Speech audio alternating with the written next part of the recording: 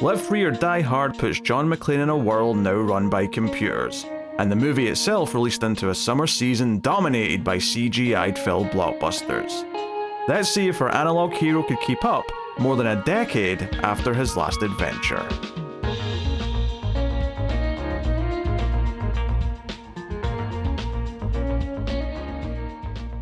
Welcome everyone to the Collector's Cut. I am Peter, and joining me as always is David. You know, chicks dig scars. That's why Superman works alone. It's all I could think about when he said that line. I thought of Batman and Robin, because that's the chicks dig the car, right? Now the question is, was that a better or worse than movie than what we just watched? Oh, whoa. If you're even posing that question, this might be going to some interesting places. So yes, welcome everyone. We are working through the Die Hard franchise. It's Die Hard season here in the Collector's Cut. And today we are at the 2007 movie that's the fourth in the franchise, which is called Live Free or Die Hard, at least in the US. Internationally, it is known as Die Hard 4.0 because Live Free or Die is an American quote that no one else gets. I'm 50-50 on the title. Live Free or Die Hard is just a stupid title all around, but coming after Die Hard with a Vengeance and coming before A Good Day to Die Hard, it feels right. It's just a dumb title. Yeah, but I think ignore the fifth one, because they only called the fifth one a dumb title like that because it was carrying on the tradition of Live. I mean, I guess you could argue Die Hard with a Vengeance is the start of that, and that's what they were continuing. But I'm a simple man, you know. Die Hard 1, 2, 3, 4, 5 would have sufficed. Oh yeah, for me, you know. Yeah, absolutely. Die harder, die hardest, die forever, die. Strangely enough, in German, that one didn't translate as well. Just no. I don't understand. So yes, welcome. We will start spoiler free, of course, as we always do. We'll give you a warning before we get into the spoilers, and of course, if you're enjoying the show and you want to support everything, you can get some bonus content over at the Patreon. But we'll tell you more about that at the end of the episode. So this is one that I have not seen as much. I saw this in theaters when it came out. There's a small chance I may have saw it again on DVD to watch the unrated cut, because they put out like an R-rated cut or an unrated cut later on, because they had to have PG-13 for the theaters, because it was that era where they were scared of putting anything out with a budget sizable enough that, you know. So I'm amazed. Like, at a certain level, I understand that, like, yes, you have these little like middle schoolers who want to go see something big in theaters or whatnot, but they don't have money. Like, why are you marketing to children? They don't have money. I don't know. It's something they've went back and forwards on. What's so funny is that I actually, I didn't watch it. I did watch, there's an interview on the extras between Bruce Willis and his Kevin Smith interviewing him, and that was a really interesting, like, 20-minute chat. It was a really candid conversation. Bruce Willis is not that fond of Die Hard 2 and 3, and he seemed quite positive on this one, so we'll discuss how we feel about his opinion there in a bit. But all right. I did sort of I wanted to check, like, is it a beefy making of on this? I can't remember, because it's been, 2 decades. And it came up and it was like, it's like almost 2 hours long. It's analog hero in a digital world. They're making a Die Hard 4. I'm like, oh yeah, okay. And the one little snippet I heard when I was just sort of clicking through it was Justin Long was being interviewed and talking about how when he grew up watching Die Hard and saw it on TV, it was censored for TV with all the F-bombs taken out. And he kind of paused and went, kind of like how we're doing with this one. And I thought, wait, that's a really weird tone to be having on set when you're being interviewed about the movie, is you're kind of critiquing the movie you're making for being watered down. And so we'll talk about that. I actually did watch the unrated cut for this because I had the choice, and I thought, yeah, I'll take the F-bomb cut and see how it, holds up. Perfectly fair. I took what was available on Hulu, and that was the normal cut. I assume so, yes. Yep. Yes. Disney's not letting that out. They're not letting in more F-bombs than they have to. I don't know. I mean, maybe not on Hulu, but I know in Disney Plus it's quite common for there to be like a little sub-menu where you can go watch alternate versions of things. So that's possible. To be fair, I didn't check that. Yeah, so it might have been buried in there if you went looking for it. I see audio English. I'm not seeing any alternate cuts here, so... Maybe not. I've never used Hulu directly. It's always, it's just on Disney Plus for Hulu stuff here. Anyway, so... Die Hard 4, group of terrorists led by Timothy Olyphant is the main bad guy in this, basically takes siege of the entire infrastructure of the country, and John McClane is roped into it because he happens to be escorting someone who's loosely related to the whole plot, and from there, die-hard shenanigans happen. And I'll just leave it at hijinks that. ensue. Yeah. Yes. But it's 2007, so it's 12 years after Die Hard with a Vengeance. So, I mean, obviously now this is actually older to us than that gap, but at the time, this felt, because this is the year I finished high school, and I remember it being really surreal that there's a new Die Hard in theaters, because by the time I was watching movies like Die Hard, all three of them existed. So, like, it felt like a huge weird thing that there was a new one, and it was like, oh, this is a big deal, I can go see it in the movies. Blah, blah, blah, blah. So, that was a whole thing. Now, admittedly, when they announced the director for this movie, I remember feeling a little bit of, oh no. Because Len Wiseman, if I remember correctly, directed Underworld. I don't recall. Yep, there it is. Yep. Underworld, the other Underworld, Total Recall, the new one. Oh, the remake. Oh, sorry, he was a producer on that. My bad. Oh, okay.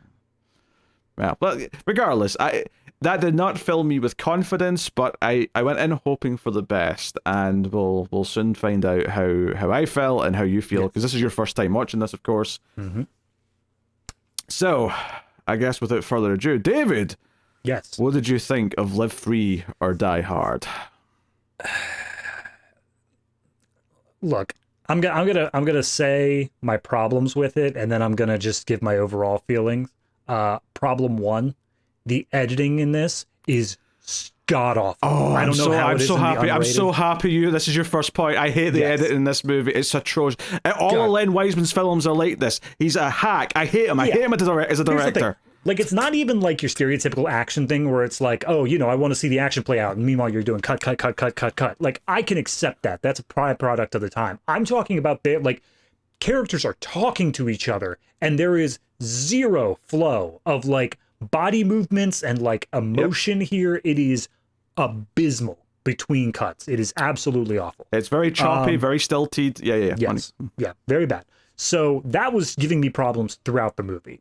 Add on top of that, I think that there is some potential in the first act and most of the second, but there is a very clear delineation, especially when you enter the third act, where he's Bruce Willis, John McClane, is now Superman. Like, he is unkillable. And there is absolutely no reason this third act of this movie should have existed as it did. Except for, and I mean this in the gentlest way possible, stop giving action movies as much of a budget as they want, because they will continue to blow the doors off of flashiness and amazingness without it actually making any goddamn sense. So, all in all, I didn't much care for it.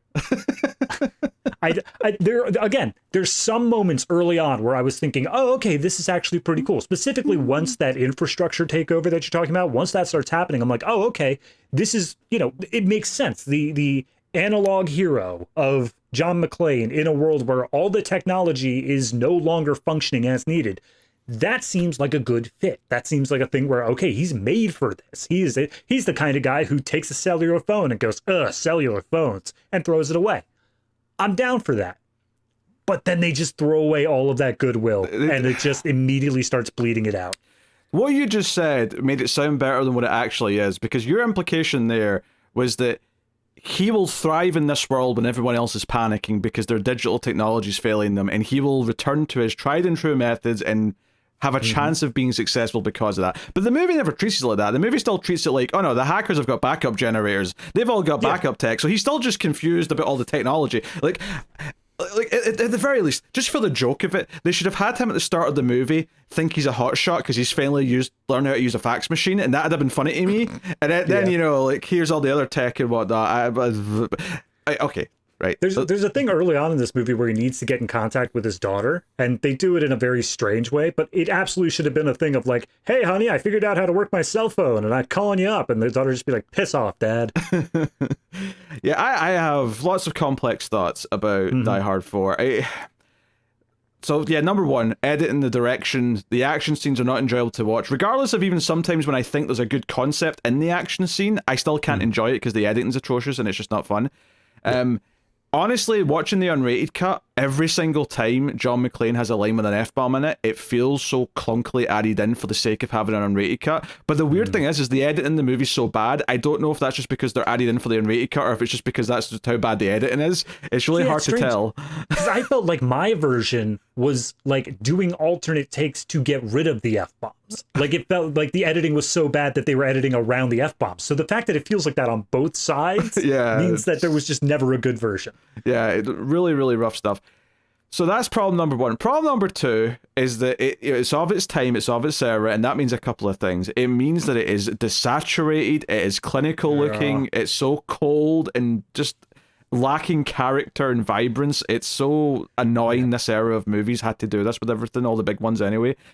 It means, and this was kind of getting, so your complaint with the third act of like, oh, John McClane's unkillable now, that is a valid complaint, but my problem with that third act is, it's basically the same thing but through a slightly different lens, which is, oh, it's 2007 and we're in a world where Transformers is coming out. We have to do the most obscene, ridiculous action set piece ever, even though it's nonsense and makes no sense. It's so dumb. Yes, right. It's not good.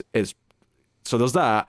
And then on top of that, like, we're drifting further and further away of what makes Die Hard feel like Die Hard. And this movie, like, there is so much cutting around to so many locations. John McClane himself travels through like 3 or 4 states in this movie. And it's in like one continuous kind of like time span, I suppose, but like there's so much jumping around where, oh, we're in New Jersey, now we're in Washington, oh, now we're in Baltimore, now we're, you know, like we're going all over the place.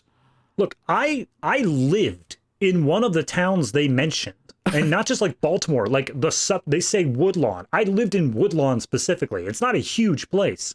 I didn't recognize a goddamn thing they were talking about. I have no idea where they were at because everything just kind of blurs together. It's like, yeah, you know, it's East Coast-ish. It's around there. So you've got those problems. They go back to like of the time things. Every single bit of dialogue about technology in this movie was making me cringe. And even just like the general stereotypes of like the nerds who use technology, and I get that they want like John McClane to clash with these like, oh, nerds who have like collectible figures in their rooms and whatnot, but it just comes off as so like cringy and try hard. Like maybe occasionally there's like a funny moment in there, but they also like do these weird contradiction things where there's a whole part early on where Justin Long's character, who's this hacker kid, right, who ends up teaming up with McClane for most of the movie, he goes on a whole rant about how the news is all this corporate machine to feed you things so you'll buy stuff you don't even need. And all I could think about is we were introduced to you with collectible giant figures of Wolverine and Terminator in your apartment. Pete, he needs those. Like those are absolutely needs. If anything, you're more guilty of being fed things you do not need to buy than the average consumer.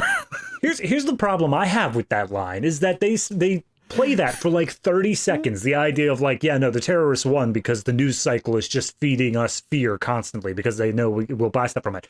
And then this movie proceeds to spend 2 hours telling us about how technology is going to kill us all and how this is all going to like, oh, we could take down the entire Federal Reserve because of this. It's like, you're doing the thing. You're scaring the audience of things of like, oh, this could happen one day.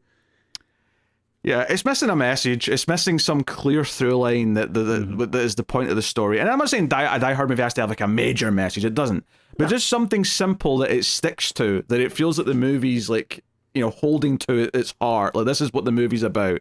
And it never quite does that. And it's so frustrating when there's things that could be great. So we introduced in this movie John's daughter, who's now grown up, obviously, because it's been so long since the previous movies that, yeah, she's in her 20s. So I like the idea that this was stuck in development hell for so long that they had to keep on like rewriting the script to age her up a little bit more each time. Yeah, so you got Lucy McClane, or Lucy Gennaro, depending on the day, played by Mary Elizabeth Winstead. Yep. And they introduce her very early on, and she disappears for a large, like 90 minutes of the movie. She's just not there. And then she comes back in when it's relevant for her to be a damsel. And what's so frustrating is they actually kind of hit on some interesting things with her, where they're like, oh, she's actually kind of her father's daughter. And I'm like, you know, it's almost like exploring that like relationship and having her be like the buddy to his cop would have been more interesting than some annoying hacker character who's got a bunch of edgy dialogue and is just whining all the time. Don't worry, Pete. They heard your complaints. We'll stick his son around. Because all I could think was, oh, that's actually maybe an interesting avenue to take, is like show her being proactive, and she's a little proactive. She gets like one chance or two to be a little bit proactive later on, but yeah. all I could think was, do you know what? This is actually a good actress in this role that is a thankless role, because she gets nothing to do practically, because it's just, I'm the daughter of the hero, I need to be saved, blah blah blah. That's all it is. And yeah, you know. I mean, at this point in her career, she hadn't done like anything super major yet. She had, what was it, Black Christmas, Sky High, Ring 2. Yeah, I mean, this was early days in her career. She'd just been in Death Proof, or that was maybe the same year. But yeah, so I'm not saying they should have given her on the cred of her career. Like, she's such a star, they should give her more. I mean, this is maybe partly hindsight because I know she's good, but it's also just like, no, even just in the vacuum of the movie, it is legitimately one of the few little sparks of like, oh, that actually seems like something I'd like to see explored. Yeah. But no. I mean, I'm 50-50 on it, because part of me, I'm thinking back to the first two Die Hards where he's just going around on his own. Like, yes, he has a team that he works with. He's able to like call in people to help out, but it's just him going around running and gunning. And then Die Hard with a Vengeance, you had Samuel L. Jackson. And it's Samuel L. Jackson. Like, he's fantastic. He's going to be a fun part to be around. I think it's going to be hard to live up to that. I think that for sure. Whether it's Justin Long, whether it's a Mary Elizabeth Winstead, I don't think that any of the characters were presented in this movie, I would have liked him to have been stuck with the whole time. For the record, I'm only saying that I'd prefer her to be the buddy to his cop instead of Justin Long. Like, yes, ideally, I would say she should be on his own for most of it. Like, let her do things on her own. Let her, like, outwit villains in her own little ways on her own or something. But ideally, he should be on his own. That fundamentally, that's what makes it feel really Die Hard. It worked in the third movie, but for some reason they felt the need to give him like a partner again this time, and it's edgy computer hacker into nerd shit, arguing about what classic rock is. And I mean, honestly, I think the biggest problem I have here is that they make Justin Long's character closer to, not the exact, but closer to the everyman, which is what John is supposed to be. John has now graduated from the idea that he is a guy who just got caught up in this crap situation. Now, like we said, he's Superman. He has seen all of this. He has done all of this. He is grizzled. He is used to it. And he is no longer that same just the dude who can get injured by having to walk through glass anymore. Yeah, I think part of the problem is that the people making this movie were the people who were young when Die Hard came out, and they grew up watching Die Hard, and they're idolizing them, and they're revering the character of John McClane so much that they're kind of missing the point of what makes him work. I mean, they say they do. Like, when you hear the interviews, they say, oh, he's the everyman hero. That's what was so special about him. I'm like, yeah, but why is your movie not treating him like that then? Right, exactly. Why is he like jumping off jets and all sorts of shit without barely a scratch?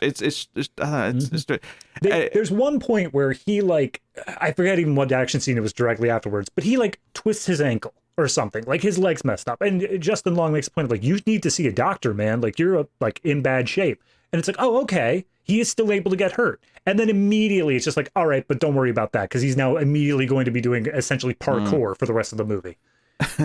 Well, I wouldn't really say that about him, but that's actually another thing that really annoyed me, is like half the bad guy henchmen are like really good at parkour, so a lot of the action scenes are them like darting around like they're Spider-Man around them, and like that really annoyed me as well, because I'm like, just give him like a simple person to fight. Like, what? Why are we? It feels like, oh, The Matrix came out 8 years ago. We have to do some Matrix-y type things in our Die Hard movie. That's the thing. This doesn't feel like Matrix-y. This feels like Matrix happened, and then there was, between 2000 to 2004, all the people who were aping off of it, Matrix, and this feels like it was aping off of those movies. Yeah, there's like a Russian doll effect or something going on here. Yeah. And then another problem with the movie, and I don't necessarily hate the actor, but Timothy Olyphant's villain in this is weak sauce. Yeah. He's trying, he really is, but like, I mean, it doesn't help that he has one of the worst lines of dialogue in the entire movie early on. There's a scene where, so he's got like a group of hackers working for him in that's a trailer with all these computers set up, and some guys come in with guns, and one of the hackers says, oh, what's with all the guns? And Timothy Olyphant looks him straight in the eye and says, think of them as hardware to your software. That was the first point where I realized that like whoever wrote this movie, like, has to call their nephew to get Windows working. Like, there is no tech understanding here. Yeah, it's so funny because we were talking recently about tech movies or computer jargon in 90s movies, and this is definitely a different breed of that, but this is definitely guilty of what the mid-2000s were doing with that. Yeah. Go ahead. It's just that computers at this point were a real thing that a lot of people knew about, and they were, as this movie repeatedly points out, controlling everything. But like, there's kind of this way that they're used in this particular decade of something as simple as like when you're hacking, you have lots of windows popping up and stuff like that. That's the thing, is that the 90s had a problem with everyday stuff. They had a problem with like understanding how just a normal user would interface with it. So whenever they talked about hackers, it was wildly stupid stuff. It was like completely unrealistic. Modern movies, and by modern I mean 2007 here, they are able to understand the basic user stuff. They know how to operate a phone. They know what the capabilities here are. They wrote the script on a computer, so they know how to turn it on. Exactly. But when they talk about the hackers, they still have no idea. They still see it as you press a few buttons and magic happens. And like, there's constantly numbers flashing on the screens and all these maps and stuff. Yeah. Joe is so wild. I remember when this came out, some people saying, oh, it's the best one since the original, it's better than 2, and stuff like that. And watching it again now, with all this, time between all of them coming out, and coming in at a fresh angle, I am like, no. Like, this is so much worse than 3, and it's even so much worse than 2. Now, admittedly, I do think part of the benefit that 2 has, because 2 is not a great movie by any means, but I think 2 just benefits from being made when it was made. Like, the fact that it was made in 1990, it feels like it fits into the Die Hard like feeling more. This is like so far removed an era in terms of like how movies are made, how they look. Even just Bruce Willis's age has moved on so much, and he looks different because he's shaving his head now. He's completely bald. He's he feels like a different guy, and he feels like the Bruce Willis that like we're accustomed to, the one that like we've spent our entire lives knowing. Yeah, he doesn't really feel like John McClane anymore, and like I think you could still you could have done like a genuine like Die Hard movie in 2007, I think, but I don't think they paid enough attention to actually capturing the feeling that they wanted to capture. Instead, they made a movie that feels so aggressively 2007 that just has a character called John McClane in it running around, dealing with what feels like a very generic hackery take over the country plot that. Of course, it's bigger than the rest of the plots of Die Hard because, hey, they're taking over the whole country now instead of just an airport or instead of just whatever. Yeah, that's the other part that you were talking about him, not globetrotting around, but going to multiple different states, making multiple changes there.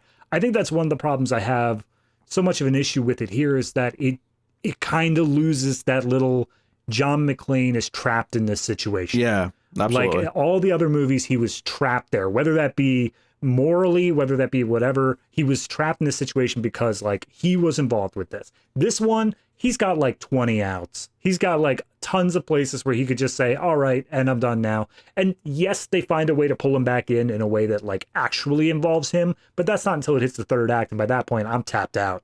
Like already, I'm not giving this much credit. Yeah, they even like, there's a big moment where someone says you're always in the wrong place at the wrong time. And that's kind of the basis of Die Hard, really, in a lot of ways. And it's not entirely true for 3, to be fair, but still, that feels a lot more Die Hard in lots of other ways. But all I could think when the villain said that at one point was like, but he was just doing his job in this movie. He was given, part of his duty was to go and pick up this hacker and deliver him to the feds, and he was just doing his job. And yes, it ended up being a much bigger, more dangerous thing than he or anyone else expected, but he wasn't off duty. He wasn't at the airport waiting for his wife. He wasn't like visiting the Christmas party at Nakatomi Plaza. It's very specifically he's doing his job and this stuff happens, and he ends up just. Do you know what? This is it. In the other movies, maybe not so much 3 because he's targeted by the villain in 3, so that's different. Yeah. But in 1 and 2, and more importantly, just in 1. Is that he's in a place, wrong time, right? He's somewhere where something goes down, it's fairly enclosed, and he's the only hope the people involved have of like winning or like having their life saved, right? He's the only person there who can be a hero, so he steps up and becomes a hero. And what everything you just said about this movie is that he has multiple outs, he has lots of authorities that he's talking to throughout the movie, he's darting around, and don't get me wrong, I'm not saying that I don't think John McClane would make the active heroic choice to try and like intervene and do something, because I believe he's a good person. Yeah. But it's not the same in the sense that he's not bound in like he's the only option everyone has. He kind of goes out of his way to be the important person in this. It's almost like he's like grabbing the spotlight for himself in a way that I never felt like he was doing in Die Hard 1 or 2, or certainly even 3. So I even with 3 and 2, I think that there is a point where it becomes okay. Like he needs to be brought into it completely, just out of, oh my God, I can't believe this is happening. He needs to be brought into this situation because of that.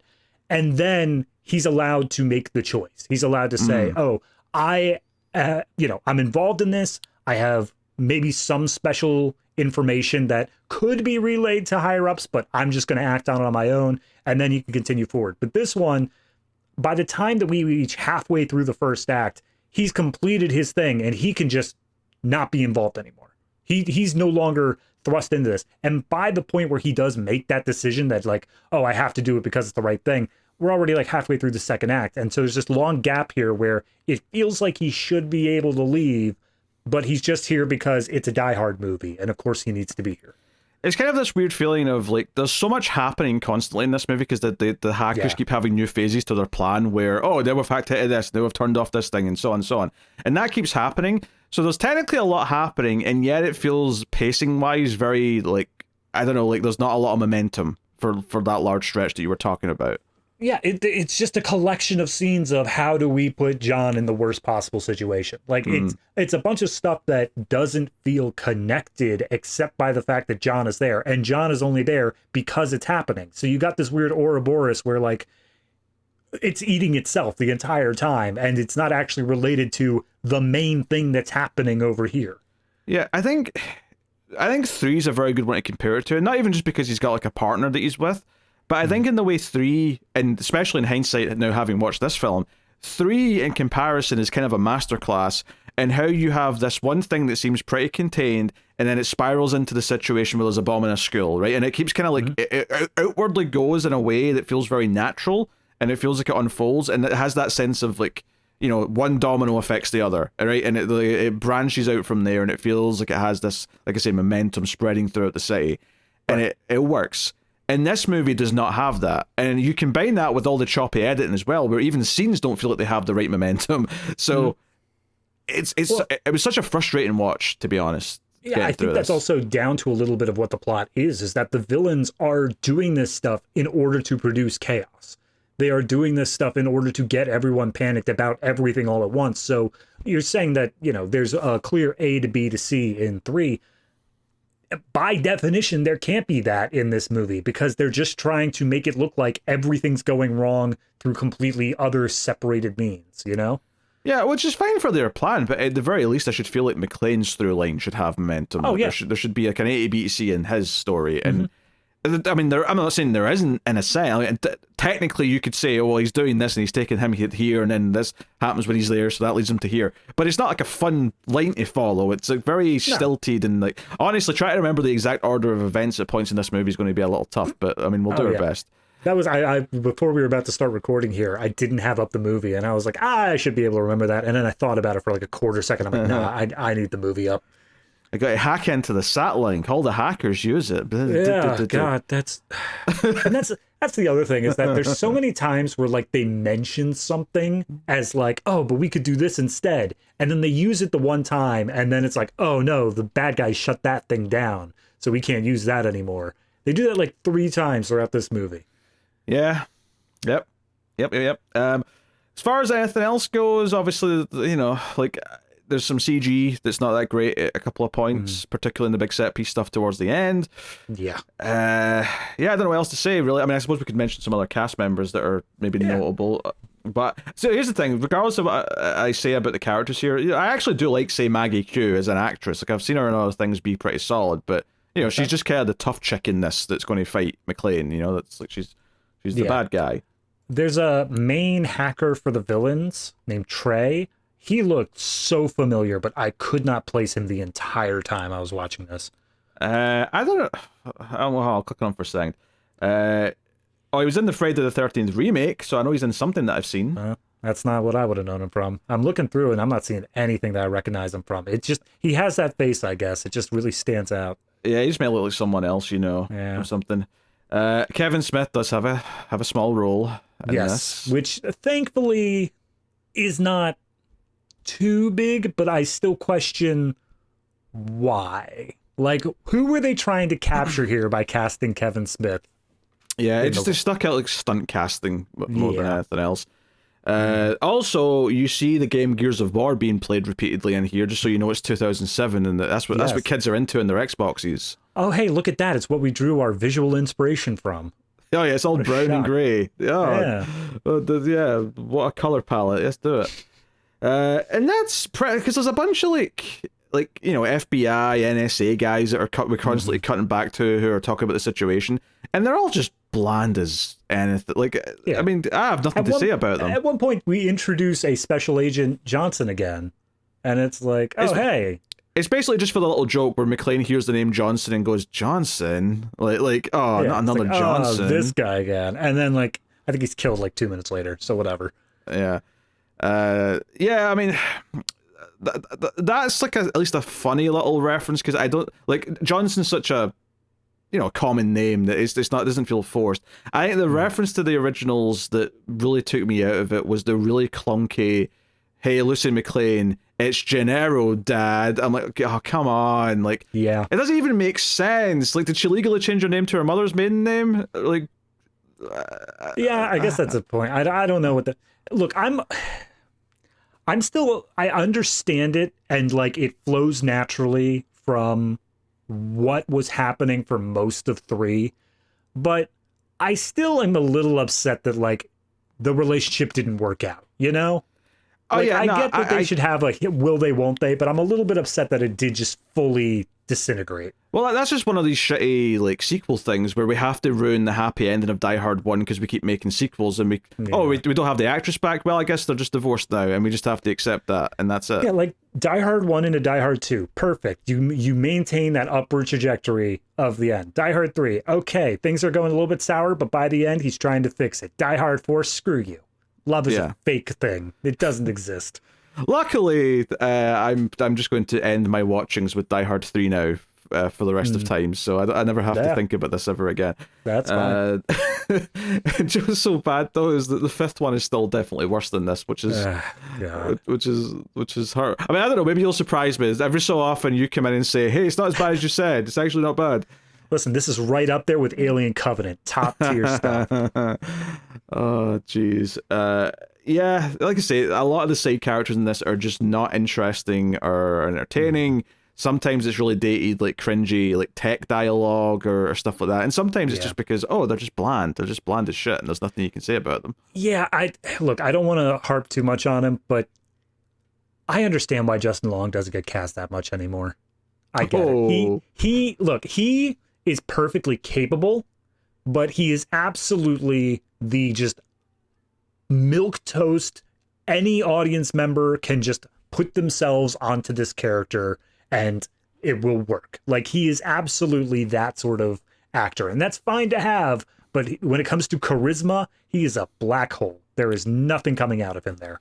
He works in certain things. He works in Galaxy Quest in the role he's in. He works, he was a really unlikable prick in Barbarian a couple of years ago, and that worked really well. He was in a bunch of those early 2000s, late 90s teen comedies, and I think he did great in those because that's kind of what his shtick was. He worked there, but when it comes to this one, it's just, I don't know. I think the biggest issue is that I was looking to him to become the Sam Jackson of this movie. I wanted him to be someone who could keep up with John McClane, and he just didn't have that in him. No, he's baggage. He's baggage the whole time. Yeah. And his character's not particularly likable.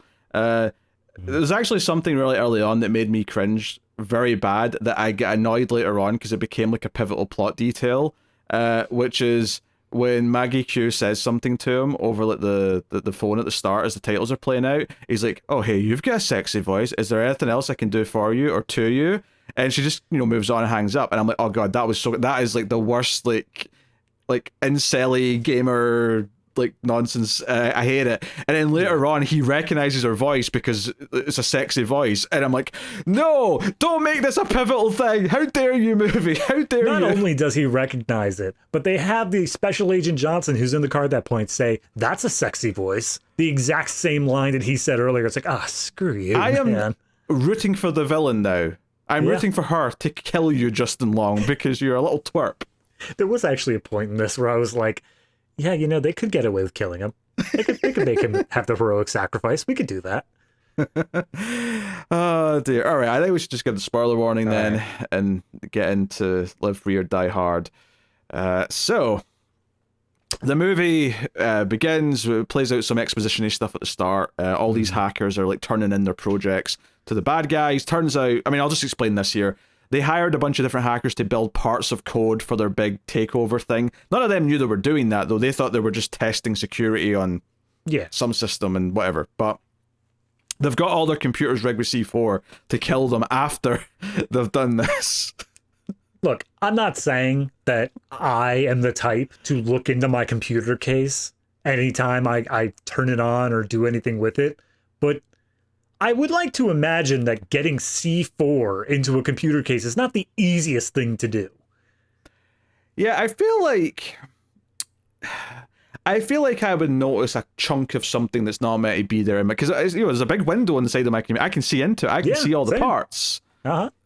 Like maybe all these had the old like HP or Dell like black cases. This is before the RGB craze. Yeah, but these are also meant to all be like expert hackers. So if anyone in 2007 is likely to have what we consider modern computery looking stuff, it would be them. Yeah. Also, can we just like immediately there's the C4 in the computers, but the things that set it off is that when they hit the delete key, it goes off. But their little hint that something is wrong with their computer is the most stereotypical, like, oh, the screen slightly like glitches like horizontally, like scan line sort of thing. Yeah, that's stupid. Rather than it being, it's slow like any other thing would do. But even then, I'm like, well, what? Like, I guess you could say, because there's this chunk of C4 in there, it's not cooling as easily, so it's overheating, so it's running slow because of that. Maybe that's how you could argue it. But yeah, fine.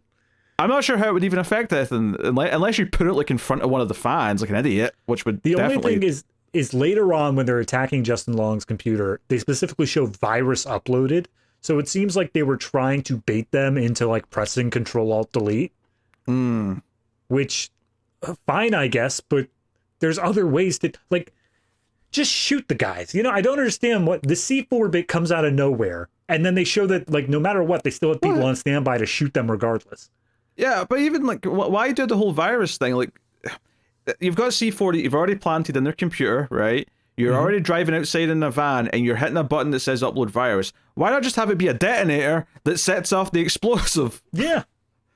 And I know those exist because... It's a bigger deal. Just... when everything starts crashing down around them, at some point they're going to hit the delete key. Like, it's not a not used key. Yes. Besides, Die Hard 3 taught us that regular detonators and radio frequencies exist. So yeah, it's almost like it's like they have to do it a computery way because we're doing the computery Die Hard movie. So the villains have to kill someone with a complex computer system as opposed to just a button that sets off the explosive. Yeah. It's almost the marching order of this movie. It's just needlessly complicated. Yes. So basically, something that takes over a lot of the systems. Like FBI start freaking out because like certain systems are going down. Yeah, it's not even just the FBI. This is specifically the cybersecurity division. And when all their computers like blink for a second, they're like, okay, let's assume that was a hack. Everyone scramble. Yeah, and like I was going to say some other stuff that happens, but technically a lot of it doesn't happen until later. Like all the transport doesn't break down until the next day because that's when they're in traffic. But basically, there's like, hey, every hacker who's capable of doing this that we have on file, like get them all in and question them. It's like there's like 1,000 of those, whatever. And it turns out like a lot of them are dead, obviously. But it's like, hey, we don't have enough people to go round everyone up. Use local law enforcement. So. That's how John McClane's going to get involved. He's going to be tasked with going and collecting Justin Long's character. they specifically say that the reason they don't have enough people is because it's a holiday weekend. And I thought for a moment, oh, are we going back to Christmas? No. This is the 4th of July weekend. It's that whole live free part. Yeah, they're going patriotic with this one. Mm-hmm. So, yeah, and we're introduced to McClane, right? And so this scene is Lucy is in a car with a guy making out, and the guy's going for a grope, and she hits his hand away a couple times and says, no, I said no. And then once, she sort of says very aggressively, I said no. The door opens, and John McClane pulls him out and gets all, like, aggressive dad and blah, blah, blah. And... but I think this scene really annoyed me because they play it all for complete comedy where, like, it's like, hey, I'm sorry, you mad that I'm beating up your boyfriend? And she's like, he's not my boyfriend. And the guy's like, what? It's like, well, maybe we'll see. Yeah. They play that like 3 times because then he's like, why are you angry at me? I just saved you from this guy. And she's like, oh, you pulled my boyfriend out of the car. And he's like, so I am your boyfriend. Shut up. Yeah, I'm going to go to bed alone. Damn right you're going to bed alone. Like, honestly, in the delivery at one point, Bruce Willis, I feel like the direction on this, and again, I'm blaming the director rather than him, because, he's been good as John McClane before, so I'm willing to bet that it's not completely his fault. But there's a moment here where she says, are you spying on me? And he's like, I'm not spying. Like, the way he says it 3 times in this weird tone, it's just like, are you trying to sound like a psychopath? I don't understand what's happening right now. It was making John McClane unlikable, and I didn't like that. Like, because even when he's being a dick, he's still kind of likable typically. Yeah, I don't know. I like the idea of him being an overprotective father. I think that falls in line with like the earlier aspects I would have seen. But it is this issue where he's immediately overstepping. Because like this isn't like, oh, they're sitting out in the driveway or anything. She's at college. Like, she is away from both sides of the family. And not only is that, she's distancing herself purposely from her father because of him being an asshole. Yeah, so I think what they were going for here is that because she's not been responding to his calls, he's coming in person to see her because he's old school like that, right? And he just happens to be here when this is happening. And I think maybe showing like a POV of like some commotion from outside the car to give him like, oh, she's in trouble. I should go. Oh, I'm here just in time. I should go over and help her. Something to just give the audience a clue in that he's not just being a weird protective stalkery dad. Would have went a long way, I think. Also, this is where one of the awkward F-bombs was put in, because like just in the middle of the scene, McClane turns to the guy and says, shut the F up. Really aggressively. Yeah. I have no idea where that would have gone, but I guess that makes sense. Yeah, a lot of them feel just like tacked on, where it's like, this is an extra line. Instead of being like, there's 1 or 2 where I can see where they've swapped it out from like another take maybe, but some of them just feel like, oh no, you've just extended this by 5 seconds by inserting this other line in here clunkily. Yeah. And almost every time it makes McClane feel like too aggressive. Like, and it's I wouldn't say he felt aggressive every time he swore in the original movies. Like it was just part of his vernacular. He just peppered him in. Yeah. So he gets the call anyway to go and pick up Justin Long. He's not thrilled about going to New Jersey, which... Well, he is already in New Jersey, but it's like the other side of New Jersey. Sure. Oh, yeah, because he's upset that his captain knows where he is because all the cars have GPS trackers in them. And he's like, what? When did I turn that on? You didn't turn that on, John. We put that in. Which, again, I thought that was just going to be the thing of like, oh, he doesn't understand modern technology, tee-hee. But once again, they decide to pull it back at the very end of the movie to make it a plot thing. I mean, I'm not against them making it a plot thing, like setting up that that's something they can use, but... No, I'm not against it either, but like, it's. I think I wanted it to be something that was at least brought up again. The rule of 3s. You introduce it, you remind the audience, then you pay it off. This one was, you bring it up, the rest of 2 hours happen, and then they pay it off. Yeah, maybe the villains use it halfway through the movie to find him or something, and then... Yeah, anything. Yeah, okay. So, yeah, I did appreciate, though, when he knocks on the door at Justin Long's place. Right as Justin Long's about to hit the delete key, by the way. He's about to blow himself up, and then he knocks at the door, he goes over, and I loved it when John McClane says, I'm NYPD, he's like, are you lost? I mean, I can give you directions to get back to New York. I was like, that's a good reaction. I think that this is probably like a little improv bit, because that is something Justin Long is good at. I've seen that in other movies where he just goes off for a little bit. He's like, oh yeah, that guy you're looking for, he doesn't live here. My name's Daisy Duke. Yes, I got a lot of crap about it in high school. And they just let him go for a little bit, and it does make his character at least have some personality to him of just being able to openly lie to the cops. But everything they build up here, the moment that he's put into any sort of danger, his personality then just switches to, oh geez, oh man, this is too much, I can't handle this, and all of that little snarkiness goes away. Yeah. So McClane makes fun of his collectibles and whatnot. Like he's telling it to go. Justin Long tries to run away briefly, but his window's stuck, so he just kind of awkwardly stands there trying to open it, and it doesn't work. Yep. And then, of course, the bad guys are getting impatient. They go, wait, to go take care of themselves. So they start firing bullets into the apartment, and they all dive and whatever. And there's a lot of, like, barricading the door, dodging bullets, all the rest of it. Yeah. Notably, other than just the raw fighting that happens, and McClane's got a few F-bombs in the unrated cut here, is that this all ends because the Terminator collectible that Justin Long has falls onto the keyboard and hits the delete key. So, a machine... a futuristic piece of technology, or something that represents futuristic technology at the very least, yes, set off the bomb. The computer, like Skynet launched the nuclear bombs that killed all of humanity. The Terminator in this launched the bomb. One of those guys, one of those henchmen, was a version of John Connor who had to be killed. Turns out this was actually just Skynet doing that. Yeah. Yeah, funnily enough, comparing things to Terminator, just because, how indestructible McClane is later on in the movie. It's almost like he is a Terminator.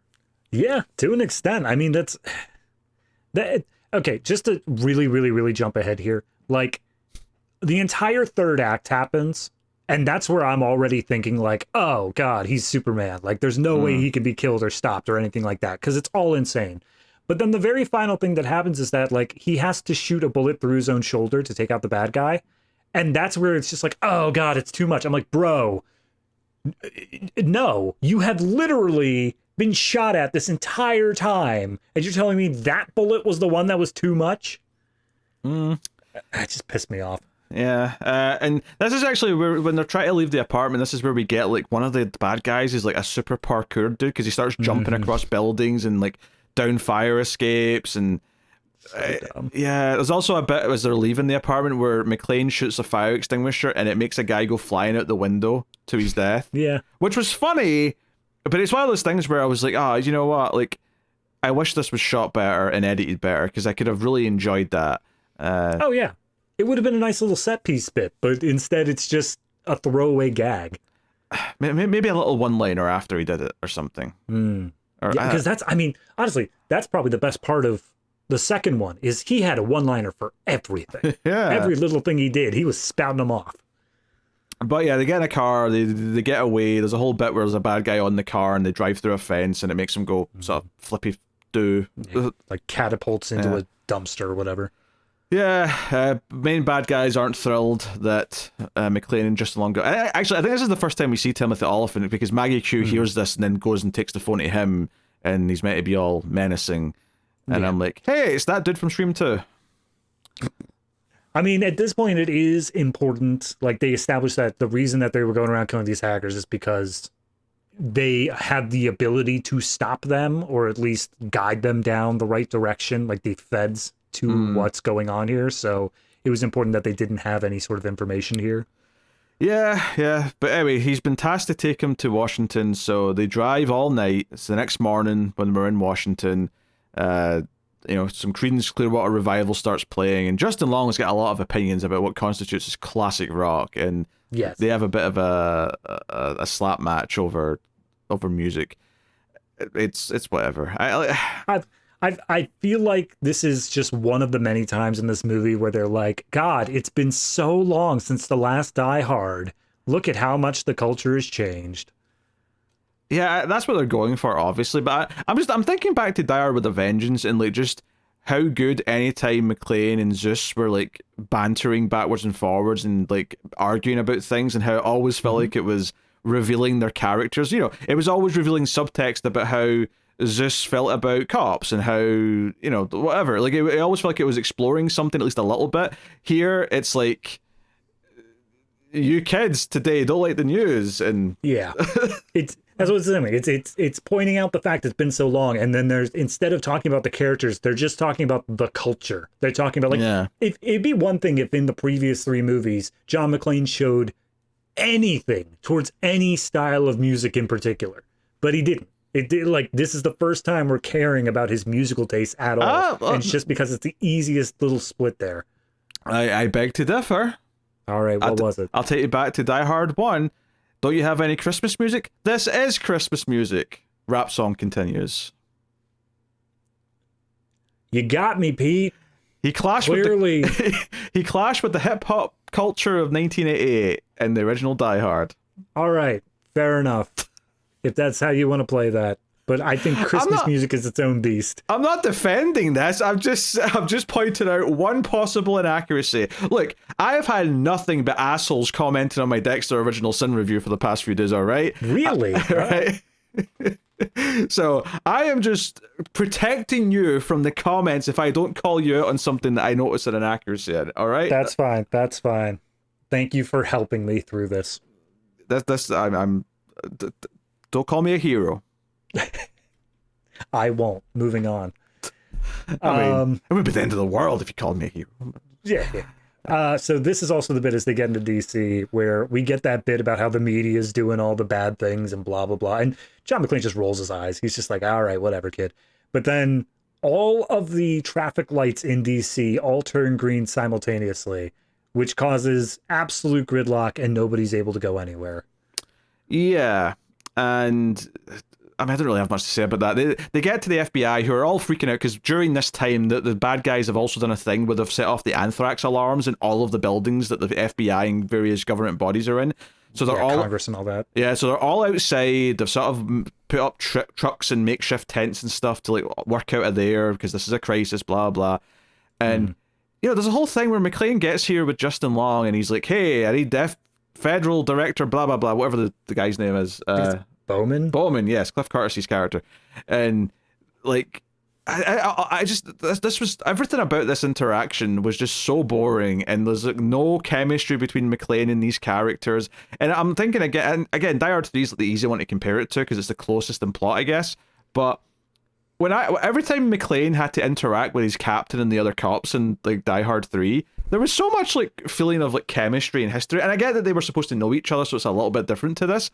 But there's not even like a clash here. It's almost like when McClane and Justin Long are standing in the trailer with the feds as they're like debating what to do, they feel like spare wheels. They just feel like they're standing at a party they're not invited to, and we're just waiting until they've got a reason to leave so that we can get to the next action beat.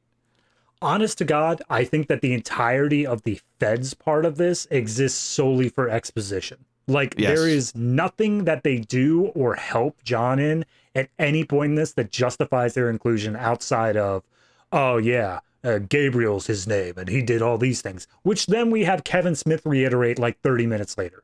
Yeah, there's nothing, there really isn't. Yeah, it's a good point, because all those characters in Die Hard 3 end up having their own important plot, which is finding the bomb in the school, so you really get invested in what they're doing as well. They still have a purpose. The characters in Die Hard 1, you care about Al on the outside, you care about, like, you know, the hostages or whatever. I don't care about any of them in this. They don't serve any purpose to the plot outside of, we need someone to say this for the audience. It's probably why 2 is the weakest of the original 3 in some ways, is that 2 probably also has that problem, where I don't think any of the side characters are, like, ones we care about. Yeah, I mean, they... Not counting the plane, because obviously that's Holly, but I mean, like, right. You know, like the wacky janitor in the airport and shit like that. Yeah, but see, that's the thing, is that the janitor, at the very least, was still helping John out. He was still, like, trying to do stuff. It was just that they didn't utilize him to his fullest. They didn't make him a fully fleshed out character. This one, they're not helping John out, and they're not fully fleshed out characters. So it's just, who cares anytime they show up? Okay, maybe air traffic control in Die Hard 2 is a better comparison. Yeah, I'd say that's probably right. I mean, they're better than this, because at the very least it feels like, I don't know, it feels like skin in the game. It feels like they care about the people that are in danger, whereas here it's always just like, we're talking about infrastructure, and and obviously that has an impact, but it doesn't really feel like they're thinking of specific people or anything like that, you know? Yeah, that's also the issue of scale here. Like the Die Hard 1 building, Die Hard 2 the planes, Die Hard 3 the entirety of like a school or like several buildings around like New York as a whole. This one, the country. You can't make it the whole country and still have a personal stake in things. Yeah, especially since it kind of glosses, because there's a whole thing later on where like, okay, all of the power in the country has 3 hubs that like if you hacked all these hubs and you went there physically, you could take out the power in the entire country. There's like a eastern hub, there's a central hub, and a western hub. And we focus on the eastern hub, obviously, because that's roughly where they are, and they go there and all that. But they do casually mention at one point, oh yeah, we've got the other 2. I'm like, wait, so the entire west coast and central part of the country are all just down right now? There's no power? I'm wondering if they were down or if it's just we have control of them. Because they also don't technically take down the East Coast until they blow it up. True. So maybe it was just a thing of like, oh, we have control of it, but they were just going to use it as like a hostage negotiation chip, whereas the East Coast kind of got away from them. Yeah. So they give them an entourage or they give them Special Agent Johnson to drive them to wherever they're going next. But of course, by this point, the bad guys have realized, oh, the guy we wanted to kill is here. So we're going to like mess with the traffic lights and send them in, to where we want them to go. They specifically hack into the transmission and pretend that they're dispatch and start sending them down the path. And that's where they hear Sexy Lady's voice. Yes. And it's like, wait a minute, hold on. That person telling us to turn left sounds a lot like the person who was giving me hacking directions. And do you know the problem with this? Not only is it annoying because it makes his like sort of sexist comment earlier like pivotal to the plot, but the fact that he recognizes her voice ends up being completely irrelevant to anything that happens, because he immediately says, hey, that's her. And McClane, assuming that he's like, okay, I don't know if you're 100% right, but I'm going to assume that there's some truth to this and I'm going to test her. So he says a couple of things to see if she understands what he's saying, because he says like dispatch numbers or something. Yeah, he's saying like, hey, dispatch, isn't it crazy how many 587s we've had? And she's like, yeah, we've had to send everybody out. It's like, really? 587's naked people running around. And it's like, okay, so he's immediately solved that. So they just stop listening to her and just drive wherever. And then the bad guys have to step in to control the traffic lights and the tunnel like signals to sort of send them wherever, right? Oh, it's not even that, because this movie loves the fact that Hans Gruber could talk to John McClane at any point over the radios, because they are doing everything in their power to hook up John and our main villain, whose name is Gabriel, at all points. Because as soon as they get off the phone with this lady, she's like, oh, put your boss on the line, I want to talk to him. So immediately, not 30 minutes into this movie, we have the first talk between John McClane and Gabriel about like, oh, what are you doing here, what's going on? Oh yeah, and he empties his 401k and says, hey, your retirement's effed. How about you kill that guy for me, and I will I'll give you lots of money by the next red light. But anyway, they drive into a tunnel to get away, and the bad guys take control of all the signal lights and direct traffic into both ends of this tunnel. Now, I'm just assuming they also have a helicopter going on. Yeah. Oh yeah, there's a helicopter chasing them first, and then they go into the tunnel to get away from it. Right? That's all fine. The thing is, though, is this a thing in the US where there's some tunnels that sometimes are just one way and you have to wait for like the displays to tell you it's open on this side? Yes, that is a thing. That is the thing. Okay, just checking. Because I would assume that there would always be like, a lane for going this way and a lane for going that way, but fair enough. If that's the thing. I've never seen it be all one way before, but I do know they at least have the potential to do that. To switch, okay. Yes. All right. So I guess it makes sense if, like, busy time of day, everyone's going home, so this direction's more congested, more lanes for that. Yeah, that's the way it usually is. Usually there's like 4 lanes, 2 going each way, but then during congestion, you can turn 1 going the other way, so it's a 3-to-1 ratio. Yeah. But I've never seen all 4, and I definitely think there has to be some sort of physical failsafe where you can't say all 4 both ways both time. Yes, and then of course their display in the computer has all these red lines coming to collide in the middle, just so that we can understand what's happening. God, it's so like, I don't know who was the first person to say semi-transparent blue is what every single computer display has to show for everything, but I've never once come across anything that looks like this ever, and it is their entire aesthetic. So yeah, we get this crazy scene where all the cars start, like, crashing into each other. I always remember this bit from the trailer, actually, where they're outside the car now because Justin Long tried to run away, not from McClane, but just because he's scared because chaos. And this car flips towards them, but there's like a car on either side of them that kind of like blocks it, so it sort of lands just right above their heads. And it's kind of like, okay, that's a bit bigger and more grandiose than anything in the old Die Hard movies, but it's not too egregious. Obviously, this is not knowing all the highway jet stuff that's going to happen later. Right. It does feel like a big CG kind of moment from a modern movie. And then, actually, I've got a question. So this whole bit ends when McClane, and this is maybe one of the few times in the movie he really sounds like John McClane, is the way that he's muttering to himself as he's going over to this cop car. He's like, oh, I just meant to take him to a location. Great effing idea. Like, a couple of F-bombs. And he gets in the car, and this bit's also kind of in the trailer. I remember seeing this a bunch at the time. Is, he drives the car up kind of the middle bit of the entrance to the tunnel. A divider, like a toll booth thing. Yeah, it's a toll booth kind of thing. And it basically sends the car flying. He jumps out, of course, sends the car flying into the helicopter. Now, I'm actually very curious, because I'm pretty sure the line here was different in the unrated cut. There's no F-bomb. Okay. It's not like it was a different thing. Or maybe I'm misremembering and there was a different line in the trailer that they changed for the final movie. Because I remember the line, Justin Long says, hey, you just, hit them with a car. Yeah. Right? What was the line McClane said in response to that? McClane said, I ran out of bullets. Yes, that's the line I remember. That's not what he says in the unrated cut. Oh, okay. In the unrated cut, he says, hundreds of thousands of people die in car accidents every year. That's just 4 more. Yeah, it's worse. It's worse. What? I know. Well, I was like, where's my bullets line? Why did they take this out of the unrated cut? That's so... More importantly, would that have changed the rating? No way it would have. But they put in this alternate line for some reason. And I'm like, I ran out of bullets was at least a funny line. Yeah. Like that I was okay with that, because you were saying he sounded like John McClane going up to that, and that felt like a John McClane response. It felt like the sort of cowboy response. But yeah, hundreds of thousands. What, are we doing a PSA now? What the hell is this? He's giving us a factoid with a smirk in his face. I don't understand.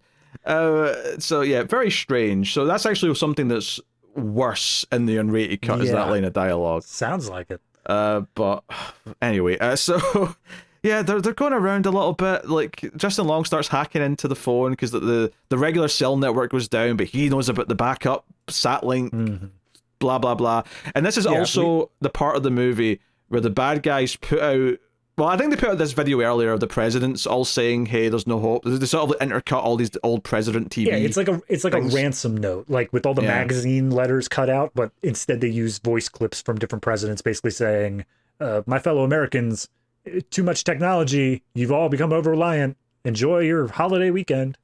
Yeah, so they do that, but I think it's also around here when he's alone with Justin Long, just trying to get to whatever location, that the terrorists actually show footage of the Capitol building, like, blowing up, and like everyone freaks out. So the order of this is that they move into phase 2 of their plan, which is we see that they go to the Social Security building, but specifically the secondary building, and they start hacking into stuff there, which seems to be their real plan, whatever it is. In fact, we even get the part after they show the president ransom tape thing where Timothy Olyphant's character says they bought it, which is the exact same thing that happened in Die Hard 3 of the little hints that none of this is true. It's all just a facade for something else that's happening there.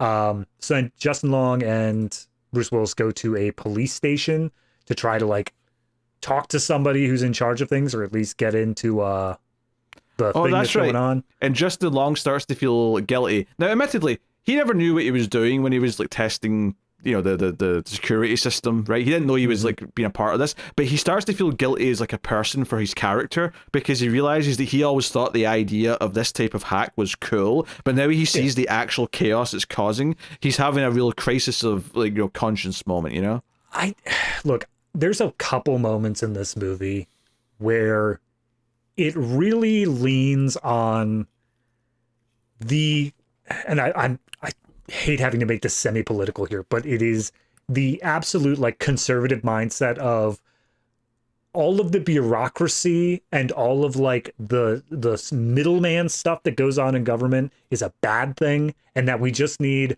a singular heroic strongman to come in and just fix things immediately. And this is where that's kind of playing into that, because they specifically have Justin Long say the thing of like, oh, well, you know, they're doing a fire sale, they explained earlier on, where they're taking out all these different things of infrastructure one at a time in order to cripple the nation.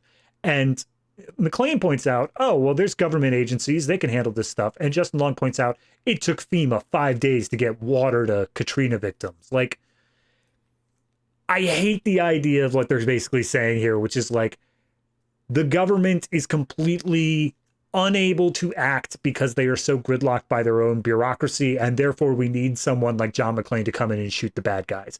Because they are, whether they like it or not, doing a political message here. They are doing that. And it is a little bit of a weird one to come in and say, screw democracy, just let John McClane shoot bad guys in the head, you know? It's a little bit boomer, just, yeah. Right. Let the good guy with the gun win. Which is funny, because the original Die Hard, one of the things I praise about it is that it's challenging the idea that just because you have guns and think you're cool doesn't mean you can, like, save the day and win. Like, you know, you have to actually be smart. You have to think about what you're doing strategically, understand why you're doing what you're doing. But yeah, I don't know if this is even intentional, though. This just kind of seems like, oh, we kind of tried to mangle together a Die Hard plot, and this is what we ended up with, you know? Yeah. It was mostly in this like little section here where he's feeling guilty about it. Yeah. Having said that, though, I did notice at the start, this does technically say it's based on a book. I assume it's not a Die Hard related book. Oh, Peter, au contraire. Oh, no? They make it seem like it's based on a book. Oh. It is pulling a Fast and Furious. It's based on a magazine article. Okay, to be fair, I don't know if they actually said the word book. It said based on something by someone. They want you to believe it's a book. They want you to think that, but it's a magazine article. Based on a Reddit post. Yep. Based on a dream I had one time. Moving on. Okay, anyway, so they have this bit where the Capitol building seems to blow up, and both the main FBI guy starts running outside to go and like get a visual confirmation. McClane also runs a couple of streets over, like try to like get a vantage point on it. And then they get there and it's like, oh no, it was a fake. It didn't blow up. It's fine. This was just them scaring us. They just lifted that from the Independence Day movie. We're all good. So it's like, okay, fine. Where do we go now? What's the momentum? This is where I think Justin Long suggests we got to go talk to the Warlock, who we did see him chatting with very early on in this movie. But McClane's like, that sounds dumb and stupid, and I don't want to do that. And it is dumb and stupid, and every time he brings it up, and when they actually go to see him, it's all dumb and stupid. I hate it all. Yep. So, though we do get, I think, the only interesting scene here that is actual real life, like, hacking in this movie, which is they need to steal a car in order to get to...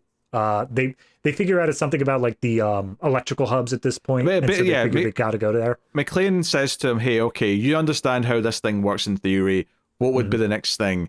And Justin Long comes up with the theory that there's a couple of things that aren't completely connected to everything else. Like, you know, to shut off the power, for example, you'd have to actually go to one of the hubs and manually be there to take it down. So we could go to the East Hub because that's relatively speaking close, and maybe actually like find a lead, stop some bad guys, whatever. So McClane's like, yeah, let's go do that, and they go to steal a car. So when they're stealing the car, it's a modern car. It has some defensive measures to make sure it can't be hotwired. And Justin Long points this out. And so he triggers the airbags. He hits it with a trash can in the front, which causes the OnStar like helper person to call in. And then he does the only bit of hacking that is actually realistic here, which is social engineering. And he basically pretends that he is this guy who's driving his grandfather or whatever who has a heart attack to a hospital. And he just pleads with this person, gives an emotional case to get them to remote start the car from their side and allow them to start driving. And I thought that was a fantastic scene because it's the only realistic bit of hacking in this entire movie, where you just convince someone to use their credentials to give you what you want. Yeah. I didn't love the scene, but it's okay. No, compared to everything else where it's like, oh yeah, you got a mutated algorithm that does the code for the social... Shut up. This is the only thing that's actually realistic in the whole thing. What's so weird, though, and maybe that's just because I don't drive, but I feel like when I saw this originally, I was probably siding with McClane. I'm like, what's this? What's going on? What's this voice that you're speaking to? I don't understand any of this. I mean, to be fair, I don't know anybody who uses OnStar nowadays anyway, but it was a weird in-between period of, we can't fully computerize the car yet, but we also have the ability to just internet have you call somebody. Yeah, I don't know if I've ever like even heard something like this in a car. And all the times I've been in a car in the last like 15 years, I don't think I've ever heard anything like this. Well, you see, Pete, it's a way that the American companies can get another subscription service out of us, because you got to pay for that monthly. All right, okay. Yeah. Plus, you're driving on the other side of the road. It's all very complicated. I don't understand. Yeah. So they go to this place, right? And by the time they get there, it's nighttime. So by this point, it's about 24 hours, say, give or take, since they initially met Justin Long, right? Just to give you an idea of the timeline of the events here. And sure enough, whilst they're there, but in the meantime, we've also seen Maggie Q put on a fake FBI outfit with a couple other bad guys, and she kisses Timothy Olyphant goodbye to let us know that they're in a romantic relationship of some kind. Sure. Right? They have such chemistry. I felt it. My problem with this whole thing, though, is simply that why did we bother dressing up as FBI agents? Because as soon as they land the helicopter and get out, she literally shoots the guards here within 3 seconds. Like, why the get up? It did not matter what you were wearing. I mean, to be fair, they shot the guard because the guard was like, no, you're not allowed in here. So maybe they were hoping that wearing the FBI stuff would allow them in regardless. Yeah, I get. But in that case, at least there's something else with it. Like, have like maybe a silent alarms triggered so someone knows, because like they immediately like say, oh, this is fishy. We don't just assume because they're saying just because their badge, or not even badge, just because their shirt says FBI on it, we can't just assume that means anything. Yeah, I got one that says FBI female body inspector, but that doesn't mean I'm getting into the CIA. I mean, that's accurate what you said there. It was stupid, but it was accurate. Thank you. That's most of the things I say are that. So they're there hacking into this place to try and gain control of it as McClane and Justin Long arrive. And the bad guys are kind of aware they're in there. Well, she's aware. There's one other guy who's there. I think his name is like Russo or something. He's a total random henchman. But they have an entire firefight, but then he only comes out once a car crashes into the office. And I feel like he should have heard something earlier. Yeah, well, because they figure out, like, okay, where's the control center of this place so we can go there? And once they get there, McClane starts fighting Maggie Q as Justin Long's trying to undo whatever they were doing and trying to make sure it can't happen. And McClane's kind of getting his ass kicked because she knows martial arts, so she's beating him up. And it's like, hey, McClane's out of his league because this is and honestly, and maybe it's toned down in the rated cut, but I actually, at a certain point, was starting to get uncomfortable with how many times McClane kicked and punched this woman in the face. Yes.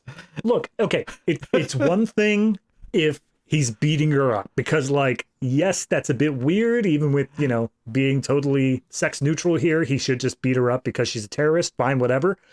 But he was also accompanying it with all the one-liners of, like, you're pretty cute or pretty sexy or whatnot, and he, like, calling her a bitch and all this other stuff.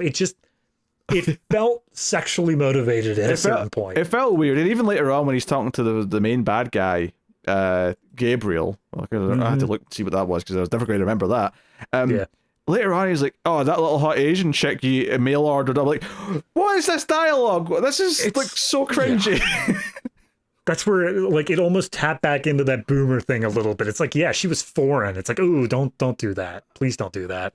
Oh, just like, I don't know if it ever goes over a line where you're like, oh god, this movie's really racist or sexist, but he skirts on it a couple times. Like, there's definitely some close calls that I didn't like. Because because some of the other stuff is fine. Like when she kind of wins for a bit and kicks him out the window, whatever it is, and he ends up going to get a car, and there's a little bit where he's driving up, and eventually he rams her with this truck and crashes her into the elevator shaft. And yeah, I'm okay. That's kind of funny. Like, oh, do you kung fu this bitch? Like, I just hit you with a truck. That's funny and doesn't feel weird or anything. And then they have a bit of a fight as it's dangling in the elevator shaft, and they're trying to climb out and whatever. And then Justin Long ends up actually doing something for the first time in the movie by hitting the henchman in the back with a pipe as he's shooting the McClane. They had this whole little mini conversation where Justin Long was like, I'm not like you. I'm not heroic. I just freeze up in these tense moments. And then, of course, he proves himself by being able to hit someone with a sucker punch of a wrench. Yeah, I mean, that conversation was also kind of like, hey, we're going to take a moment here and just sort of explain why John McClane's so special, because he's like, you know, you're that guy because you step up when no one else can or will, and that's what makes you that guy, and that comes back at the end when he says it back to him. But it's, it's whatever.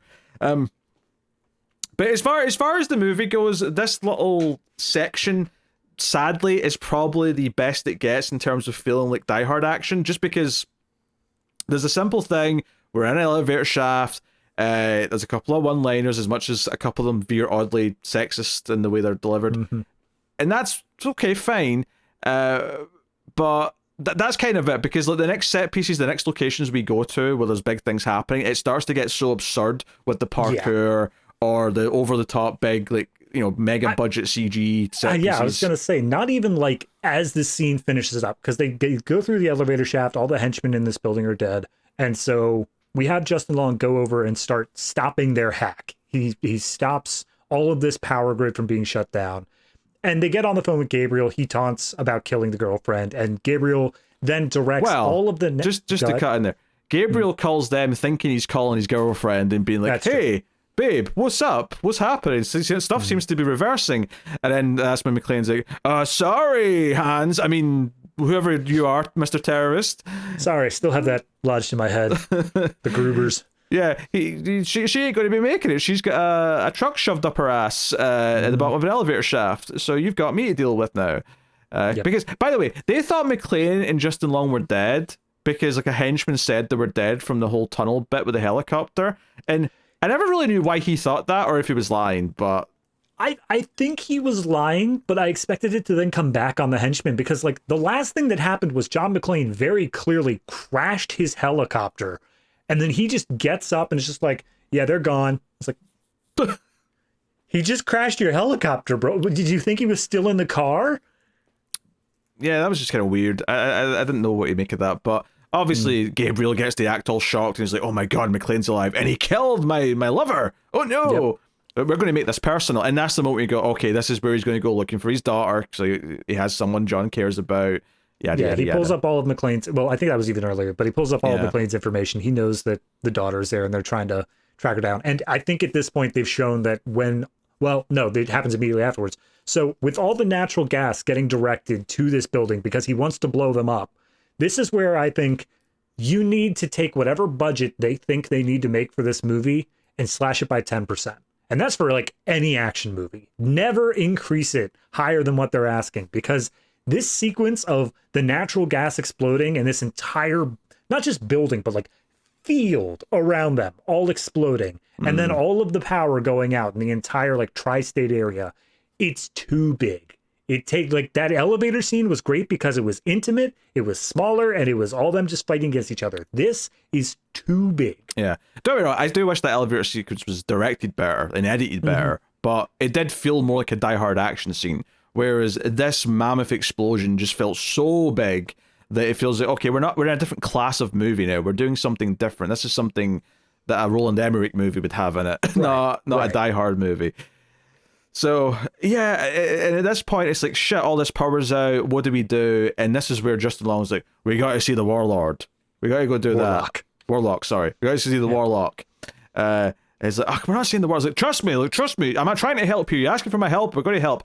And this is where John McClane reveals that he has learned to fly a helicopter somewhere in the previous few years.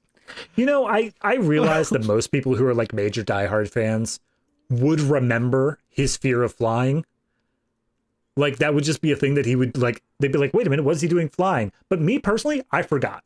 I forgot that he had a fear of flying to begin with, because it wasn't a major part of his character. It was a major thing, yeah. Yeah, for them to bring it up and say specifically, yes, I did have a fear of flying, but then I took a flying class and I got over it. It feels like, oh, okay, so you just wrote this script and then turned it into Die Hard. Like, you didn't care that John McClane was here at all. Just to slightly correct you, what he actually says is that, you know, I try to face my fears, you know, kind of thing. And he's like, did it work?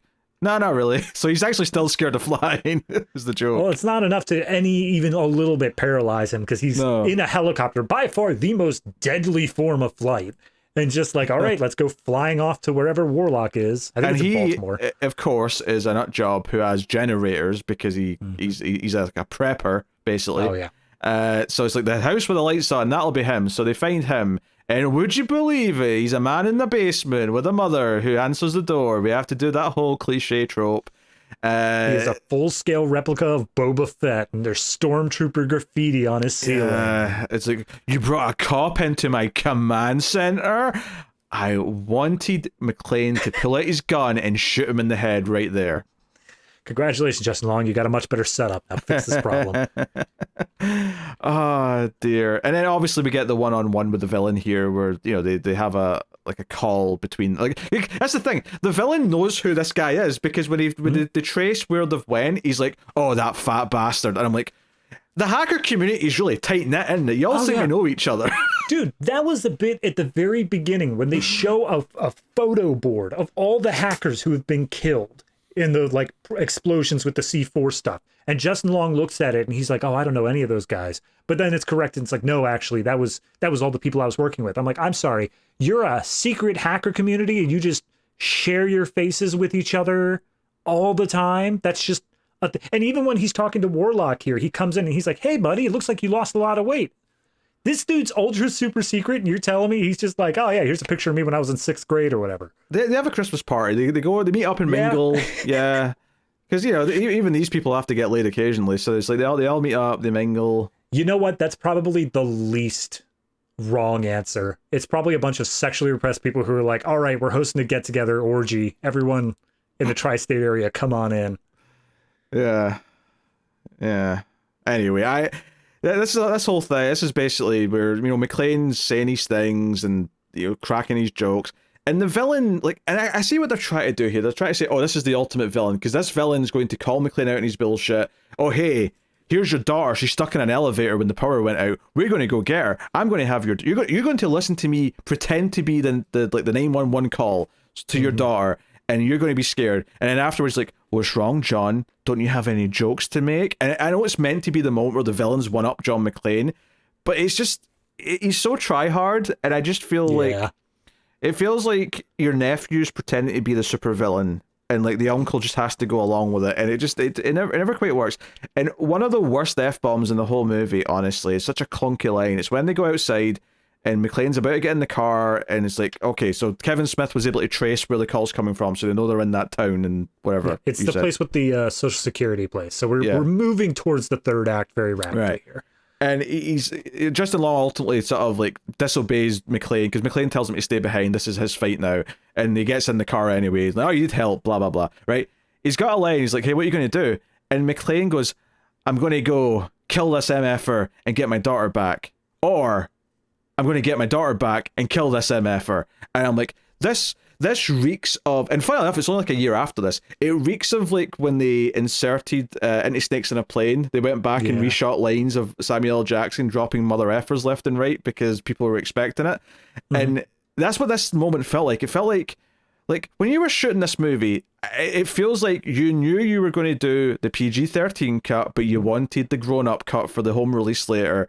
So you did extra little takes and you did little things. I think sometimes though, because there's a moment where he drops an F-bomb when he was dangling in the elevator shaft earlier, and I thought, oh, that's just they've just swapped out some audio there. They've not even taken a different take because you can't even see his mouth, so they're just inserting alternate takes. But anyway, this one just felt so clunky, and I don't even know, what did he say in the theatrical cut here? Pretty much, he didn't do the back and forth. He didn't say oh, I don't, the order of things doesn't matter. He just said, I'm going to kill this guy and get my daughter back. And that's it. That's it. Okay. Yeah.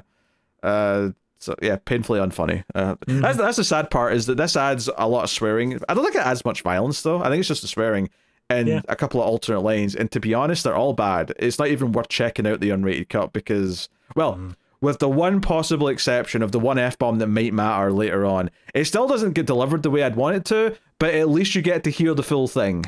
Here's the question, though.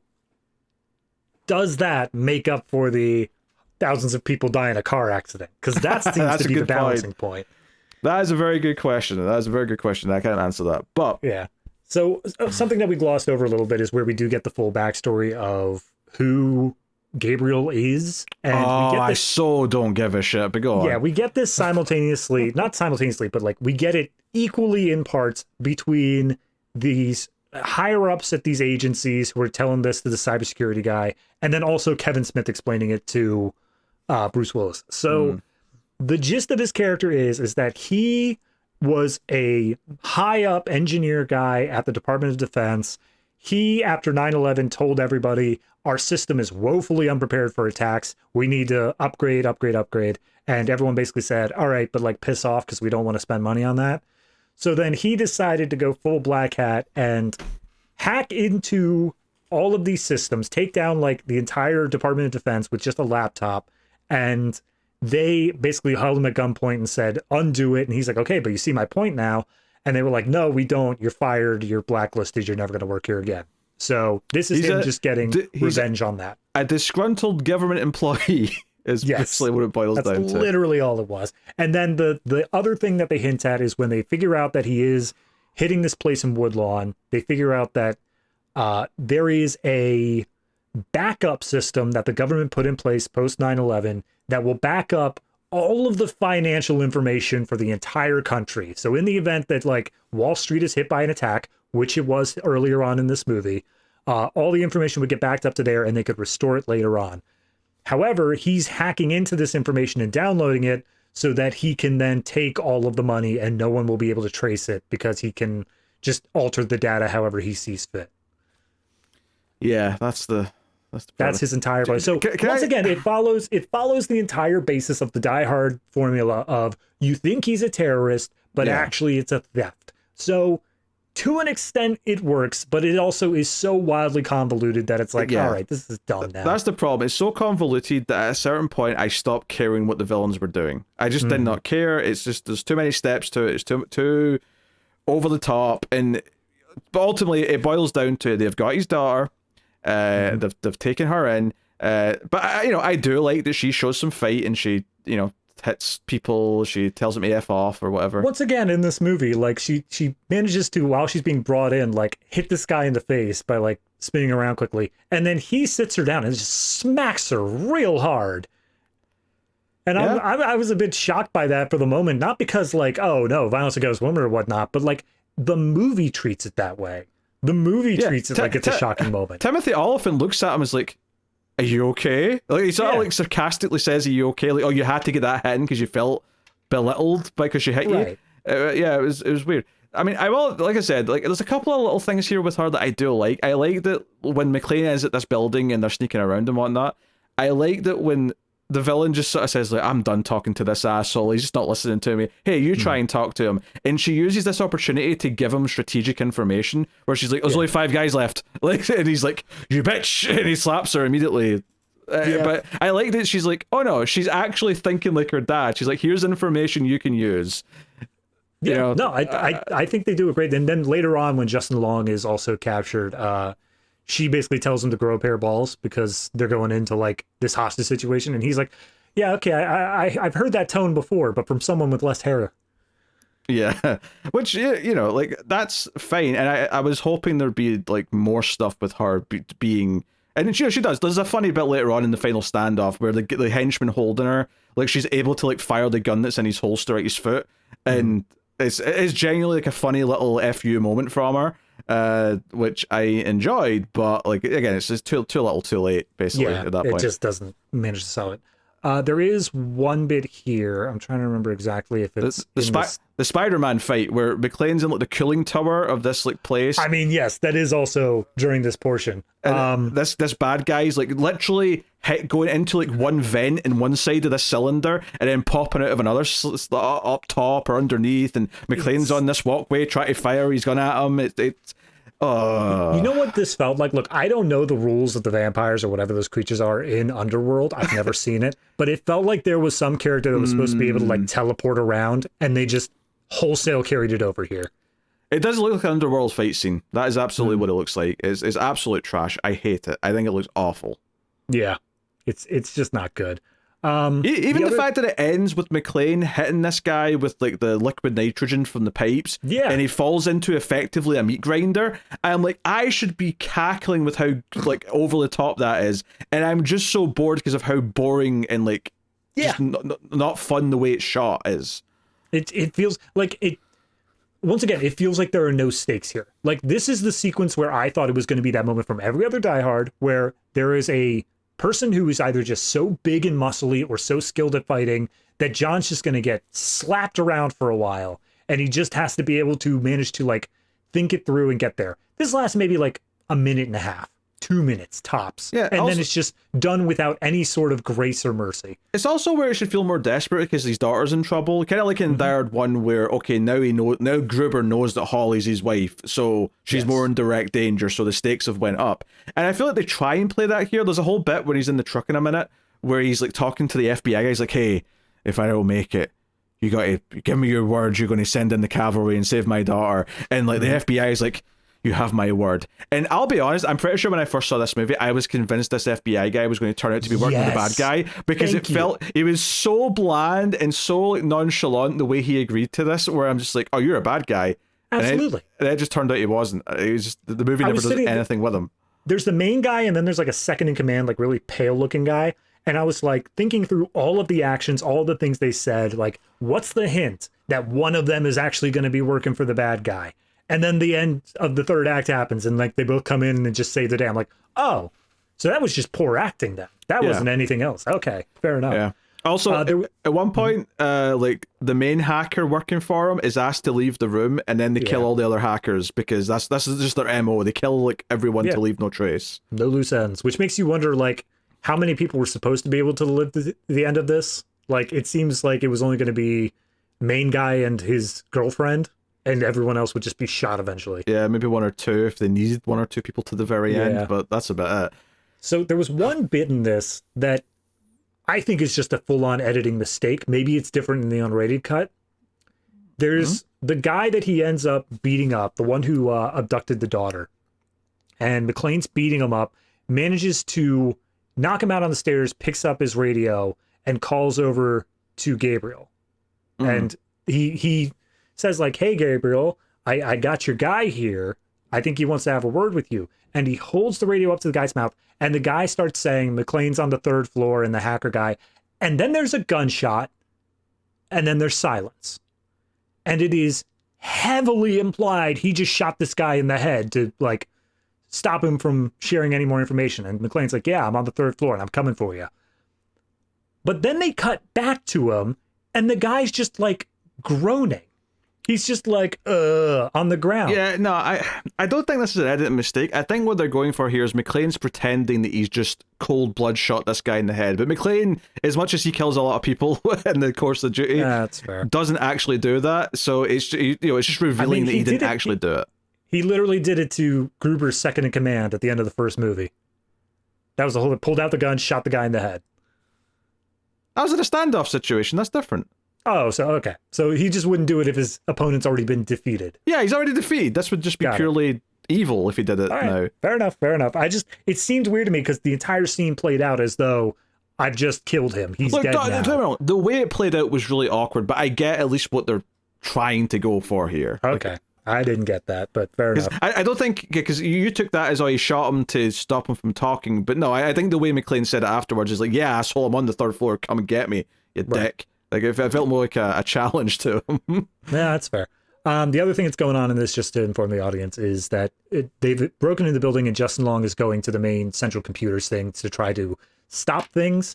He's unable to do so. He sees that the files have been fully downloaded, but he then puts his own encryption on that, so he can't be killed, or else they won't be able to get him. This reminds me, I think it's when they were at the power plant place before, where he was hacking, and the hackers working for the bad guy were saying, hey, there's a problem, something's happening. He sends them what he calls an E-bomb, which is just like a shit ton of pop-ups for, well, things you get pop-ups for. It's just what happens if you go to Pornhub and you don't have an ad blocker on. That's all it is. Yes, pretty much. Or the more shady ones that are even worse than Pornhub. Which, like, that was the one time, like, I had been giving this movie a lot of credit of like, okay, they're not using that much techno jargon, like, and when they are forced to talk about it, they say it through very layman terms. They aren't like trying to really jargon it up. This is the first time where the guy turns around in his swivel chair and is like, it's an E-bomb. And I'm like, what the hell is an E-bomb, you stupid idiot? I mean, you say that, but right near the start of the movie, we got think of them as just hardware to your software. Yes. I'm not forgiving them for that line. I hate that line. Here's the thing. It's not jargon. It's not a jargon line. It's just a stupid line. Anyway, so the whole thing is they're leaving. The main bad guys are in a little van, but there's one bad guy driving their big like tech truck that they were in for most of the movie.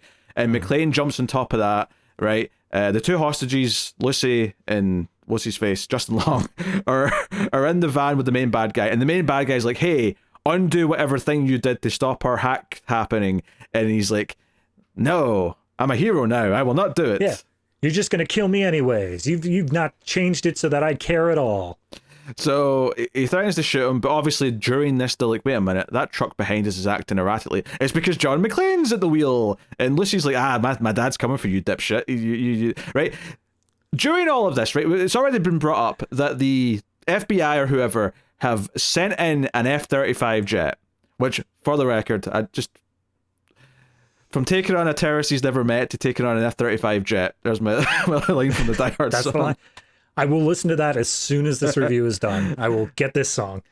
Either that or we've got a choice and the choice is plain. We can live free or we can die hard as we can. Anyway. So dumb. Right. They hack in and pretend to be, not a dispatch, that's not the right word, but basically ATC, the Marine ATC. Yeah, the control for the jet. And they tell the pilot, "Hey, we've got a confirmation. The terrorist is driving this big truck. It's chasing a hazmat van." And so that sets up the most contrived action sequence of the entire Die Hard franchise, at least until this point. I don't remember anything from the fifth one to say that with absolute certainty, but it feels like it. Right, so luckily there's like no other traffic on this highway, which is absurd because it's this multi-story like circular road. No, they literally say it's 695. I had to take 695 for work. Like, because I lived in this area, I took this road to go to work every day. The fact that there is no traffic is the stupidest thing I've ever heard. And is there a giant multi-story thing? Not on the part that I drove, but I can't say that it doesn't exist. I don't know if a highway exists with this level of like, because this is like the circular bit you go up in like a multi-story car park to get to the top, but it's like big and huge and winds up. It looked like it was connecting to a bridge, which I can for certain say that 695 does not have an over the bay bridge section to it. I will say this though, I'm pretty sure that something very similar, if not the exact same road, is technically used in Transformers, which came out the same year, because I remember a very similar highway kind of section in that, but that was maybe being like California area, so I don't really know what the like. Yeah, I don't know. But anyway, generic empty highways are like action movies of this period's wet dream. They love to do stuff where there's no people around on a big highway. Once again, as much as the movie sucked, Matrix Reloaded, they're like, oh my god, highway fight scene. Yes, let's do that over and over again. Yeah. So we get this sequence where the jet starts like firing things at McClane. It's hitting pillars next to him. It's blowing parts of the truck off. It's just whatever. And McClane starts yelling, "You effing idiot, I'm on your side, blah, blah, blah." And all I could think was like, okay, this is a pickle, because I don't remember like exactly how this ends. This, you know, because it's been years. And I was thinking, you know, McClane can't just like kill this guy because this guy's not a bad guy. He's innocent. He's just doing his job. He's been tricked into this. Yeah.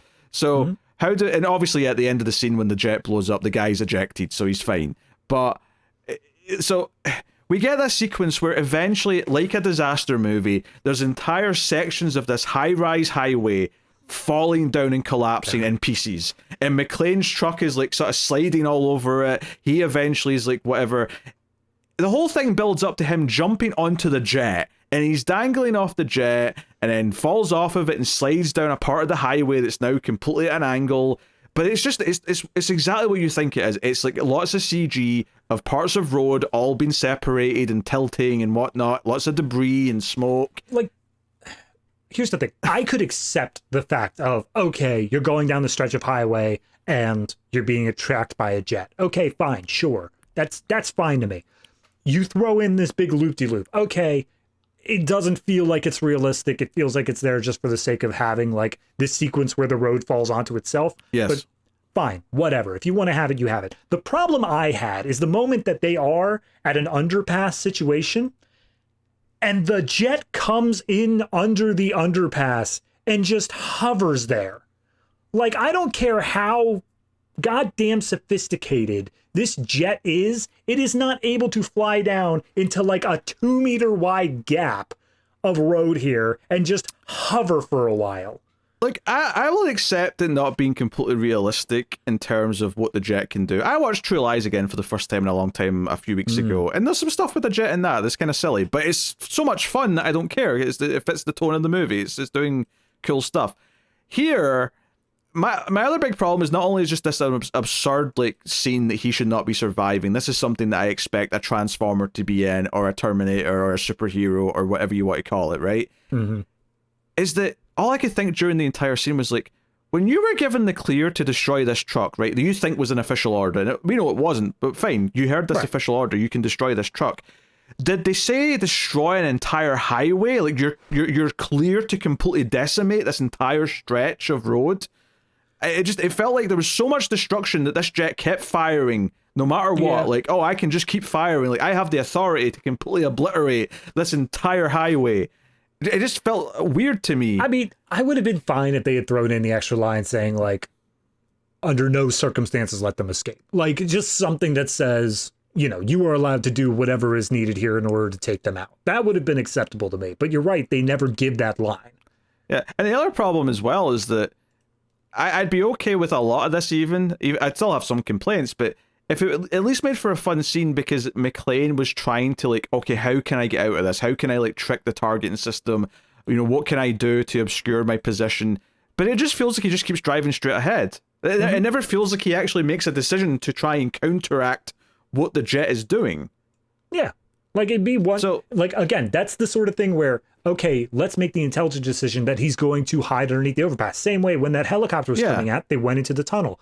But that's what made it so frustrating to me when they showed this jet coming in like a serial killer, just appearing in front of him underneath this overpass of like just hovering there, because it felt so contrived. It like you're saying like, oh, the jet can do things in True Lies that feel out of place. This feels like a Transformer.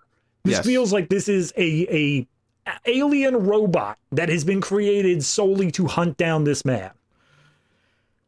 Yes. So chaos, destruction. Luckily, it's still quite near where the bad guys are going, because McClane seems to get there on foot very quickly from here. But yeah, the final standoff comes up. The basic gist of this is that the bad guy is threatening Justin Long to undo whatever he did so he gets his money. Justin Long refuses, gets shot in the leg, and it's when he threatens to shoot Lucy where, oh, I can't let someone else get shot for me not doing this. I guess I have to agree. So he starts undoing it. And this is when McClane kind of comes in and we get the various bits here. But you know, Lucy shooting the guy in the foot with his own gun in the holster. You know, him saying, hey, you're going to watch your daughter and this guy die when he's done with this hack. And he's like demanding all sorts of things. And to be fair, I do think on paper the setup for the Yippee-Ki-Yay is perfect, right? The bad guy points a gun, right? He's got McClane sort of in front of him, and McClane's injured because he just got shot. He points a gun at McClane, sort of, you know, back at him right from behind, and says, hey, your gravestone is going to read, always in the wrong place at the wrong time, which is a callback in itself to earlier on when McClane said, hey, what do you want on your gravestone, asshole? So it was kind of set up. And McClane says, how about Yippee-Ki-Yay, mother effer, and shoots through his own shoulder to hit the bad guy. On paper, perfect Yippee-Ki-Yay. Obviously, in the theatrical cut, they censor it by having the gunshot take place like mid-word. Yippee-Ki-Yay, motherfuck, bang. Yeah. And the unrated cut, the whole thing's there. But oddly, because they didn't like build around, like, I don't know, the delivery's kind of weird. There's this awkward beat after he says it, almost like they knew they were shooting it for the other way, so it's kind of stilted and weird the way it's sort of inserted.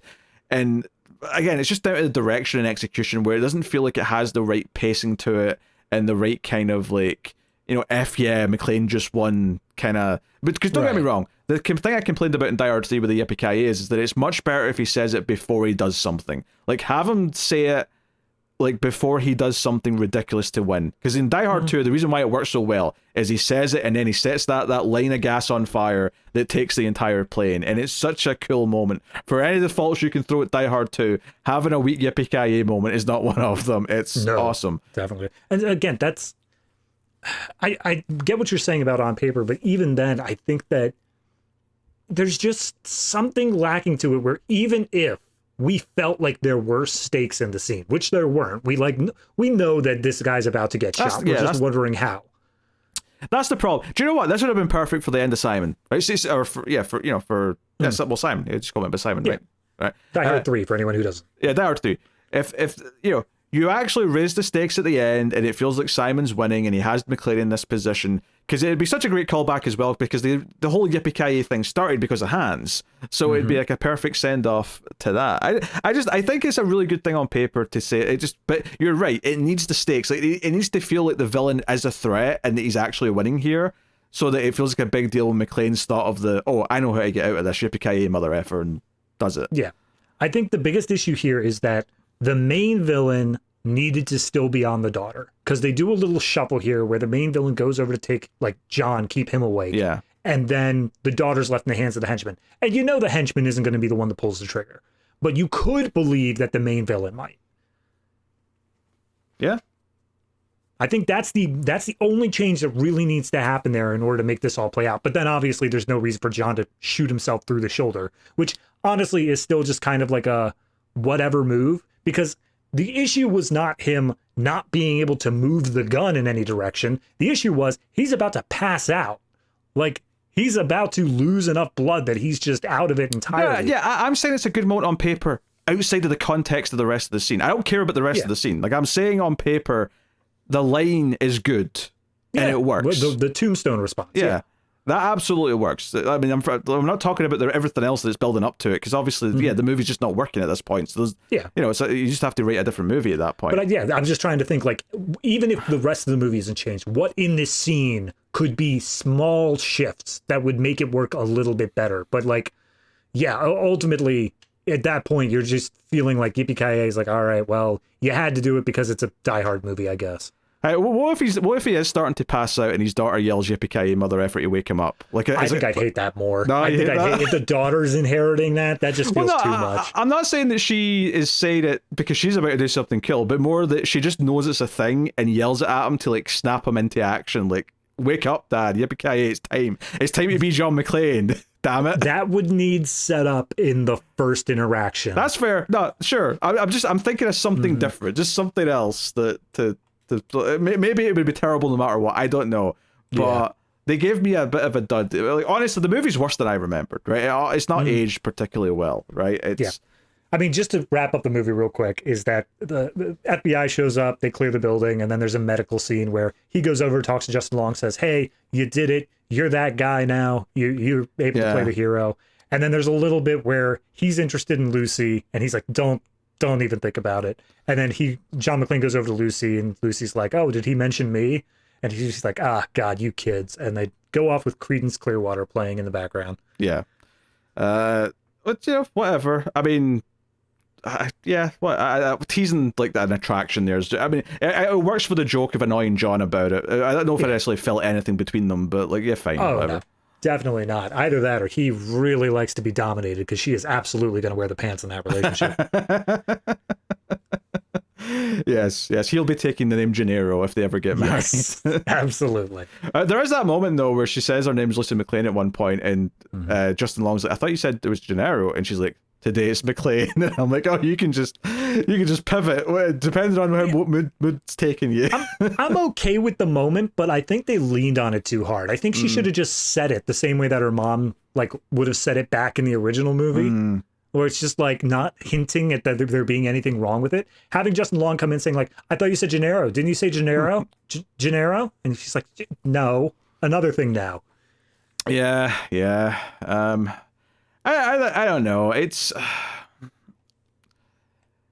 it's so annoying how disconnected a lot of the Die Hard sequels inevitably have to be, because they don't bring anyone else back, I suppose, yes, okay, we can say like one of the kids is now like can fill that family member role, is at least a bit of a connection.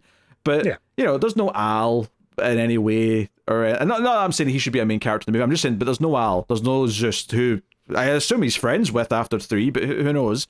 There's none of the other cops from 3, you know, who get mentioned or pop up. Like, everything's so disconnected, and it feels like the only thing we have back is Bruce Willis. So absolutely everything else has to be jettisoned, unless it's something where we can say, oh no, the kid's an adult now, so it can be a completely new actor, so that's fine. There's just such a disconnect from them that if you do care about the, you know, any of the human relationships that John had, it's hard to care. This movie, it doesn't quite do like an Aliens 3 and kill them all or anything, but it does feel like, oh no, we can't ever really address any of them in a meaningful way because we have to be so separate from it. Yeah.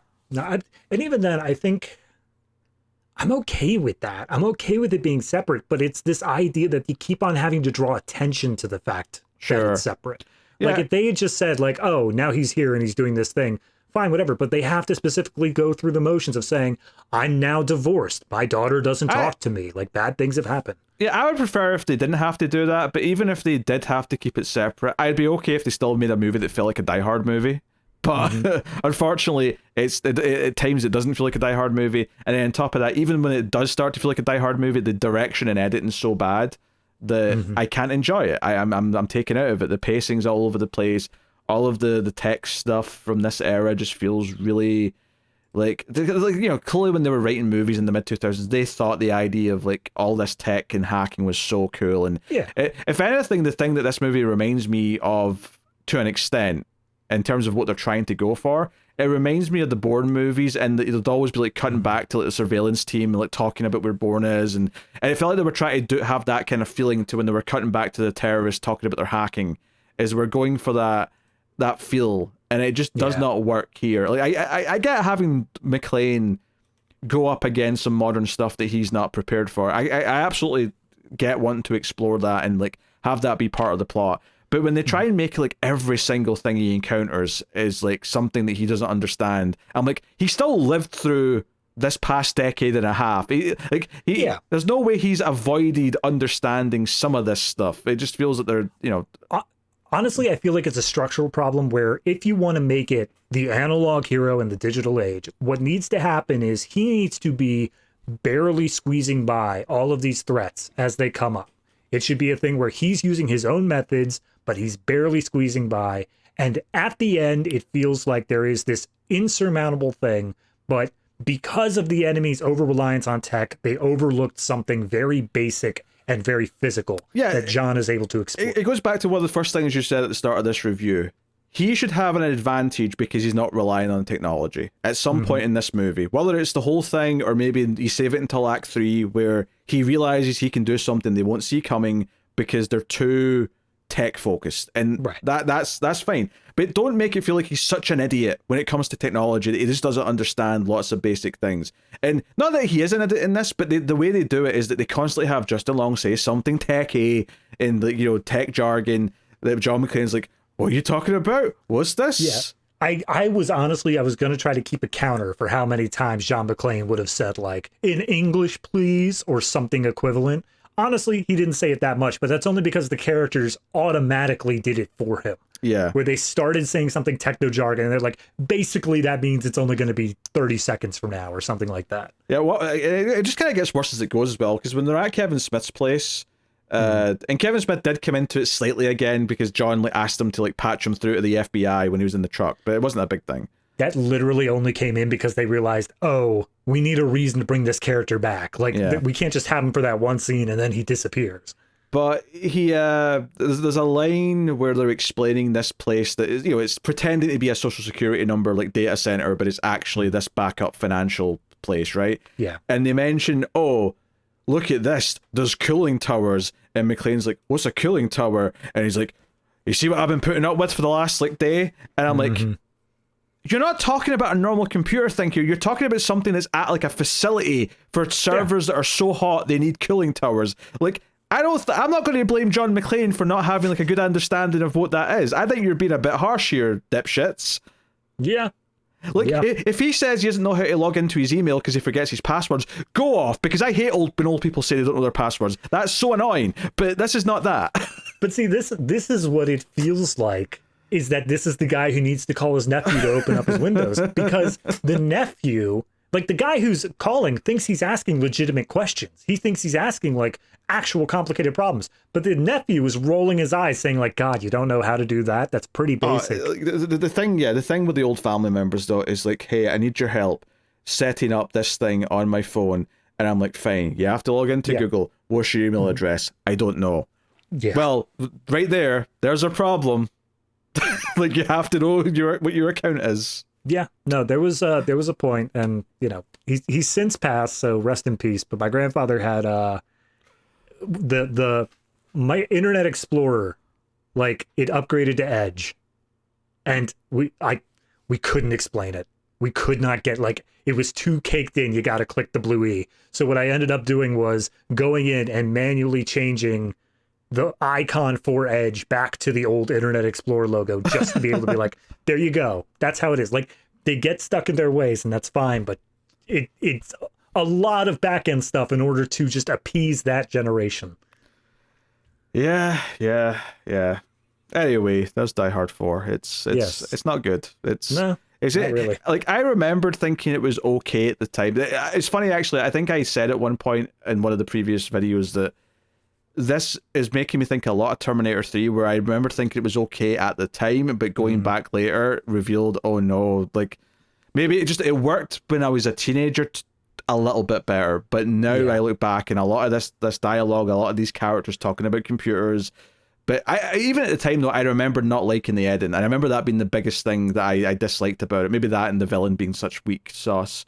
Yeah. I mean, I skimmed over. I didn't want to specifically harp on it, but there was one moment, and I think it's the moment where he's saying like, we got to go to the Warlock, where there is just no continuity of editing at all. Like it's two shots they're switching between: a medium close-up of Justin Long, and then a shot where Justin Long's in the background and Bruce Willis is like walking away, and we're holding on Bruce more. But you can watch Justin Long as they cut like 5 times between these two shots.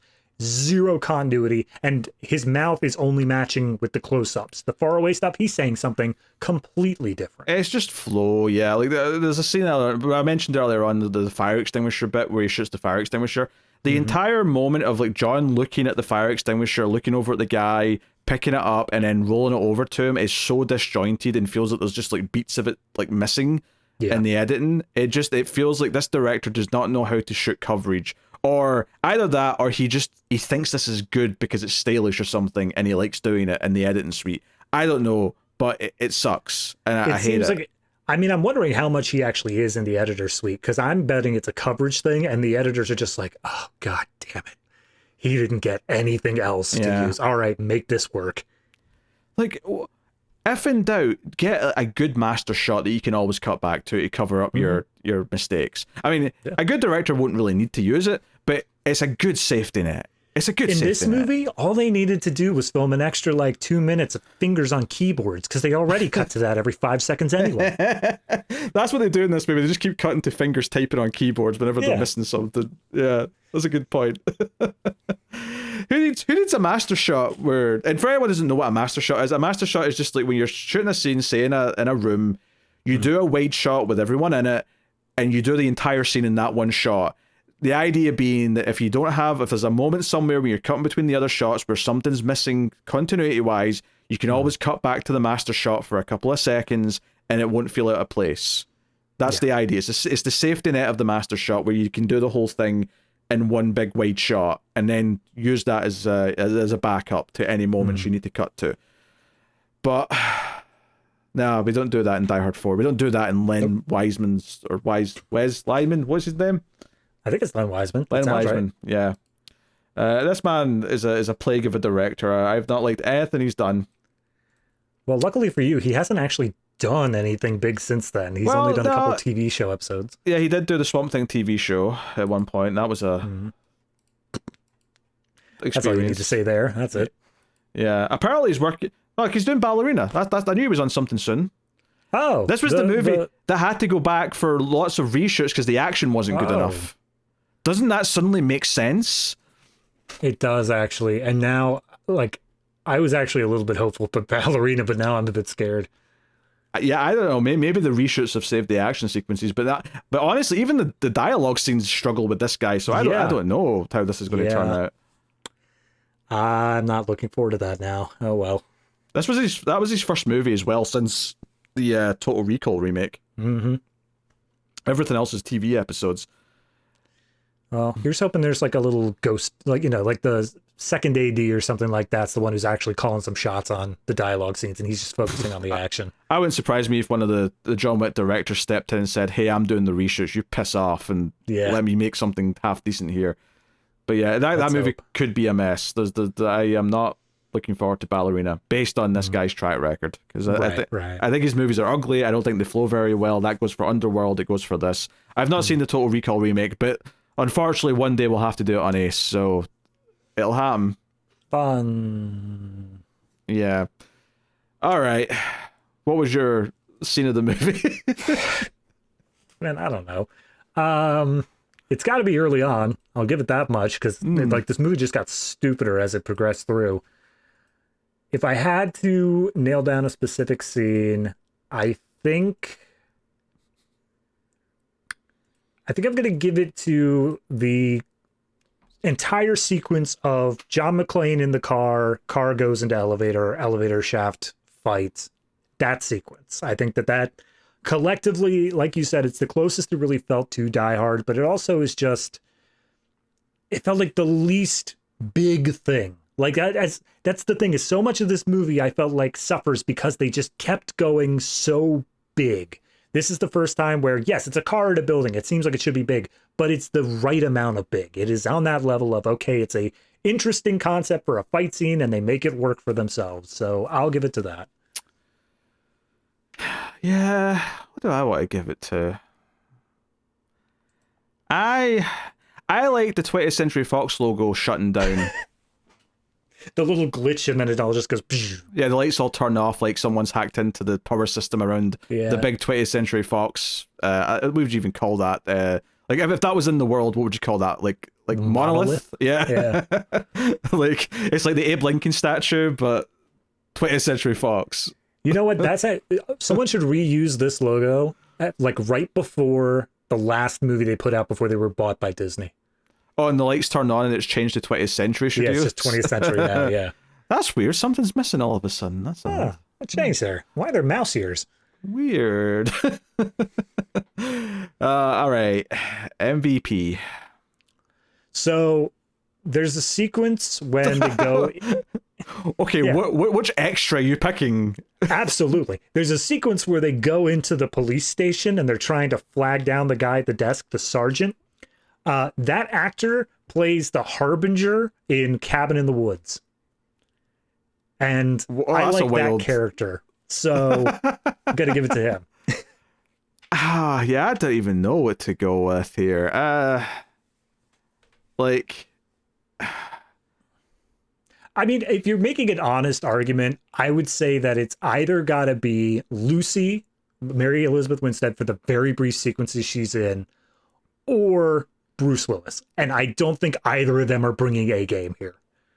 I think the argument for her is that she elevates what tiny little role she has. Mm-hmm. Right? She has a couple of lines or moments that actually felt like, hey, there's a character there. I'm definitely not picking Timothy Olyphant. I think he is not very good in this movie. He's miscast or whatever. Maybe just he's not given the direction in the script to make it work. But he's not good in this movie.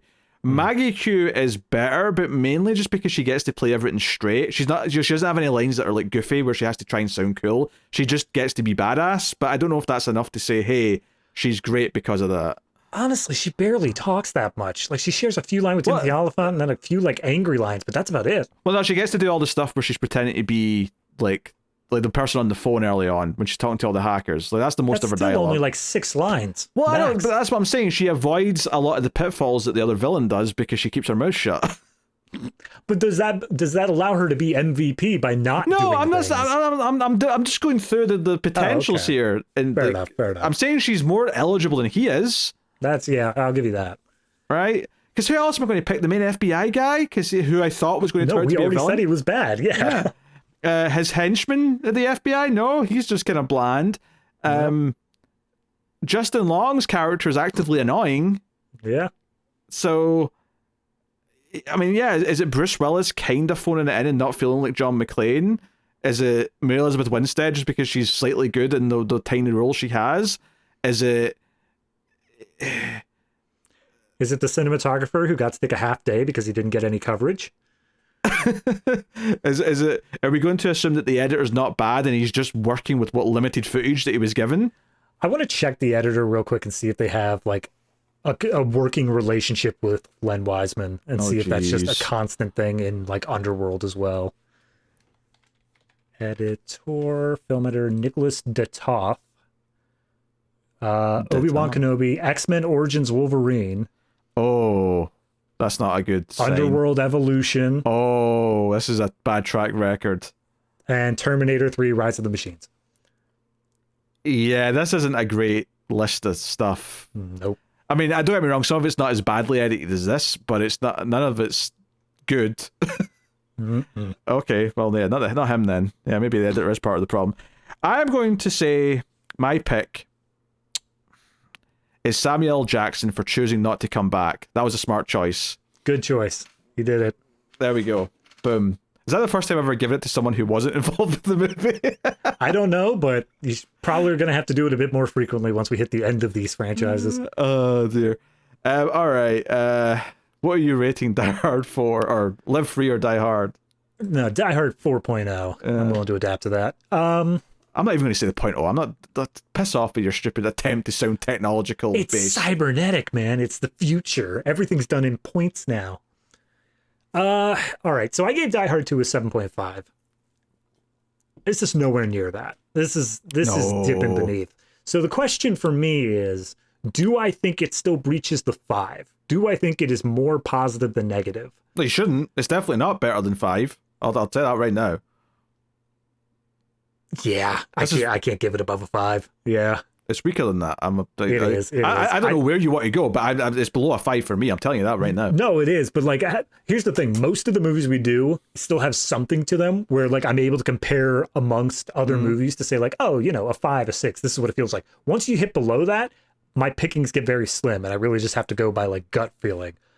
I think looking at other things and comparing amongst that, I think that the gist of this is probably going to come out to be 3.5. I think it's sitting. I'm looking and I gave Expendables 4 a 3.5, and this feels right up that alley.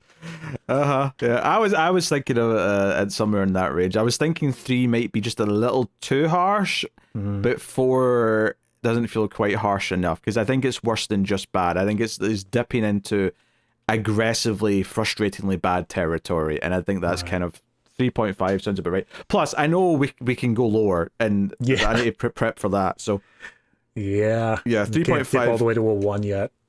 3.5 out of 10, and I am actively like I was kind of morbidly excited to watch this one again because I really didn't know how I was going to feel, good or bad. I thought, oh, this will be interesting to see how I feel about it now, just so I've renewed how I feel. So I can say definitively that I'm glad that I don't own this one. Yeah, right? That's fair. But I am dreading sitting through Die Hard 5. I'm sure it'll be awful. I remember just being painfully bored in the movies watching this in 2013.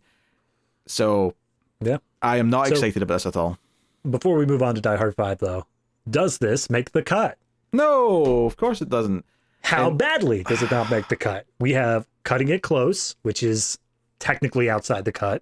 We have Cut from the Collection, which is like your standard bad. And then we have Cut Your Losses, which is extra bad. And I'm assuming it's not going to hit the 0 tier of it cuts deep. I actually think this has to Cut Your Losses for me. I think I would say no, stay away. Just watch the first 3 and cherish the memories and stay away from this one. Yeah. You know, a part of me almost wants Die Hard 5 to be Cut from the Collection because that would make it the first franchise that hits every single tier. Oh, that's funny. Well, no. There's a tier below to go to as well. Yeah, but that is a special level of hell that I hope we never hit on the main show. But we may hit over on Patreon. Yes, extra reels. That said, though, I legitimately am going to Die Hard 5 expecting it to... I'm expecting to feel like I want it in that bottom tier. I'm just going to warn you right now. I can't wait to tune out halfway through and then just pretend like I watched the back half. My memory tells me that's where it belongs. Now, maybe I will be like, oh, I was slightly harsh, like when I watch it again. That's best case scenario. Best case scenario. Anyway, yes, Patreon. There's bonus shows every month. Collector's Cut. We have Criterion Cut, where we do Criterion movies. We have Extra Reels, where we review some of the worst things ever made. Unfortunately, if they're part of a good franchise, they have to be done on Collector's Cut. But damn it, for the standalone absolute turds, your Uwe Boll movies, your Neil Breen movies, sometimes you get gems that are so bad they're amazing, but sometimes they're just torture. Christmas, for example, we did Hot Frosty. A modern bad movie. Yeah, and actually coming up, we're going to do a little Die Hard tie-in. Yeah, we're doing a ripoff called Skyscraper. Not one of the good ripoffs like an Under Siege or something like that. No. Skyscraper, the movie you've never heard of, but it's free on YouTube, so you can join in and watch it if you like. But that is what's coming up on X-Reels soon. So thank you very much for joining us. Of course, you can support us over at patreon.com/MailFuzzTV, get access to the bonus content, not just for our shows, but also for Screams After Midnight and some of the other things as well over on the TV channel. But that is the show, everyone. So thank you very much for joining us. We do appreciate it. Keep watching movies. And if you can get it, it's always nice to have diplomatic immunity.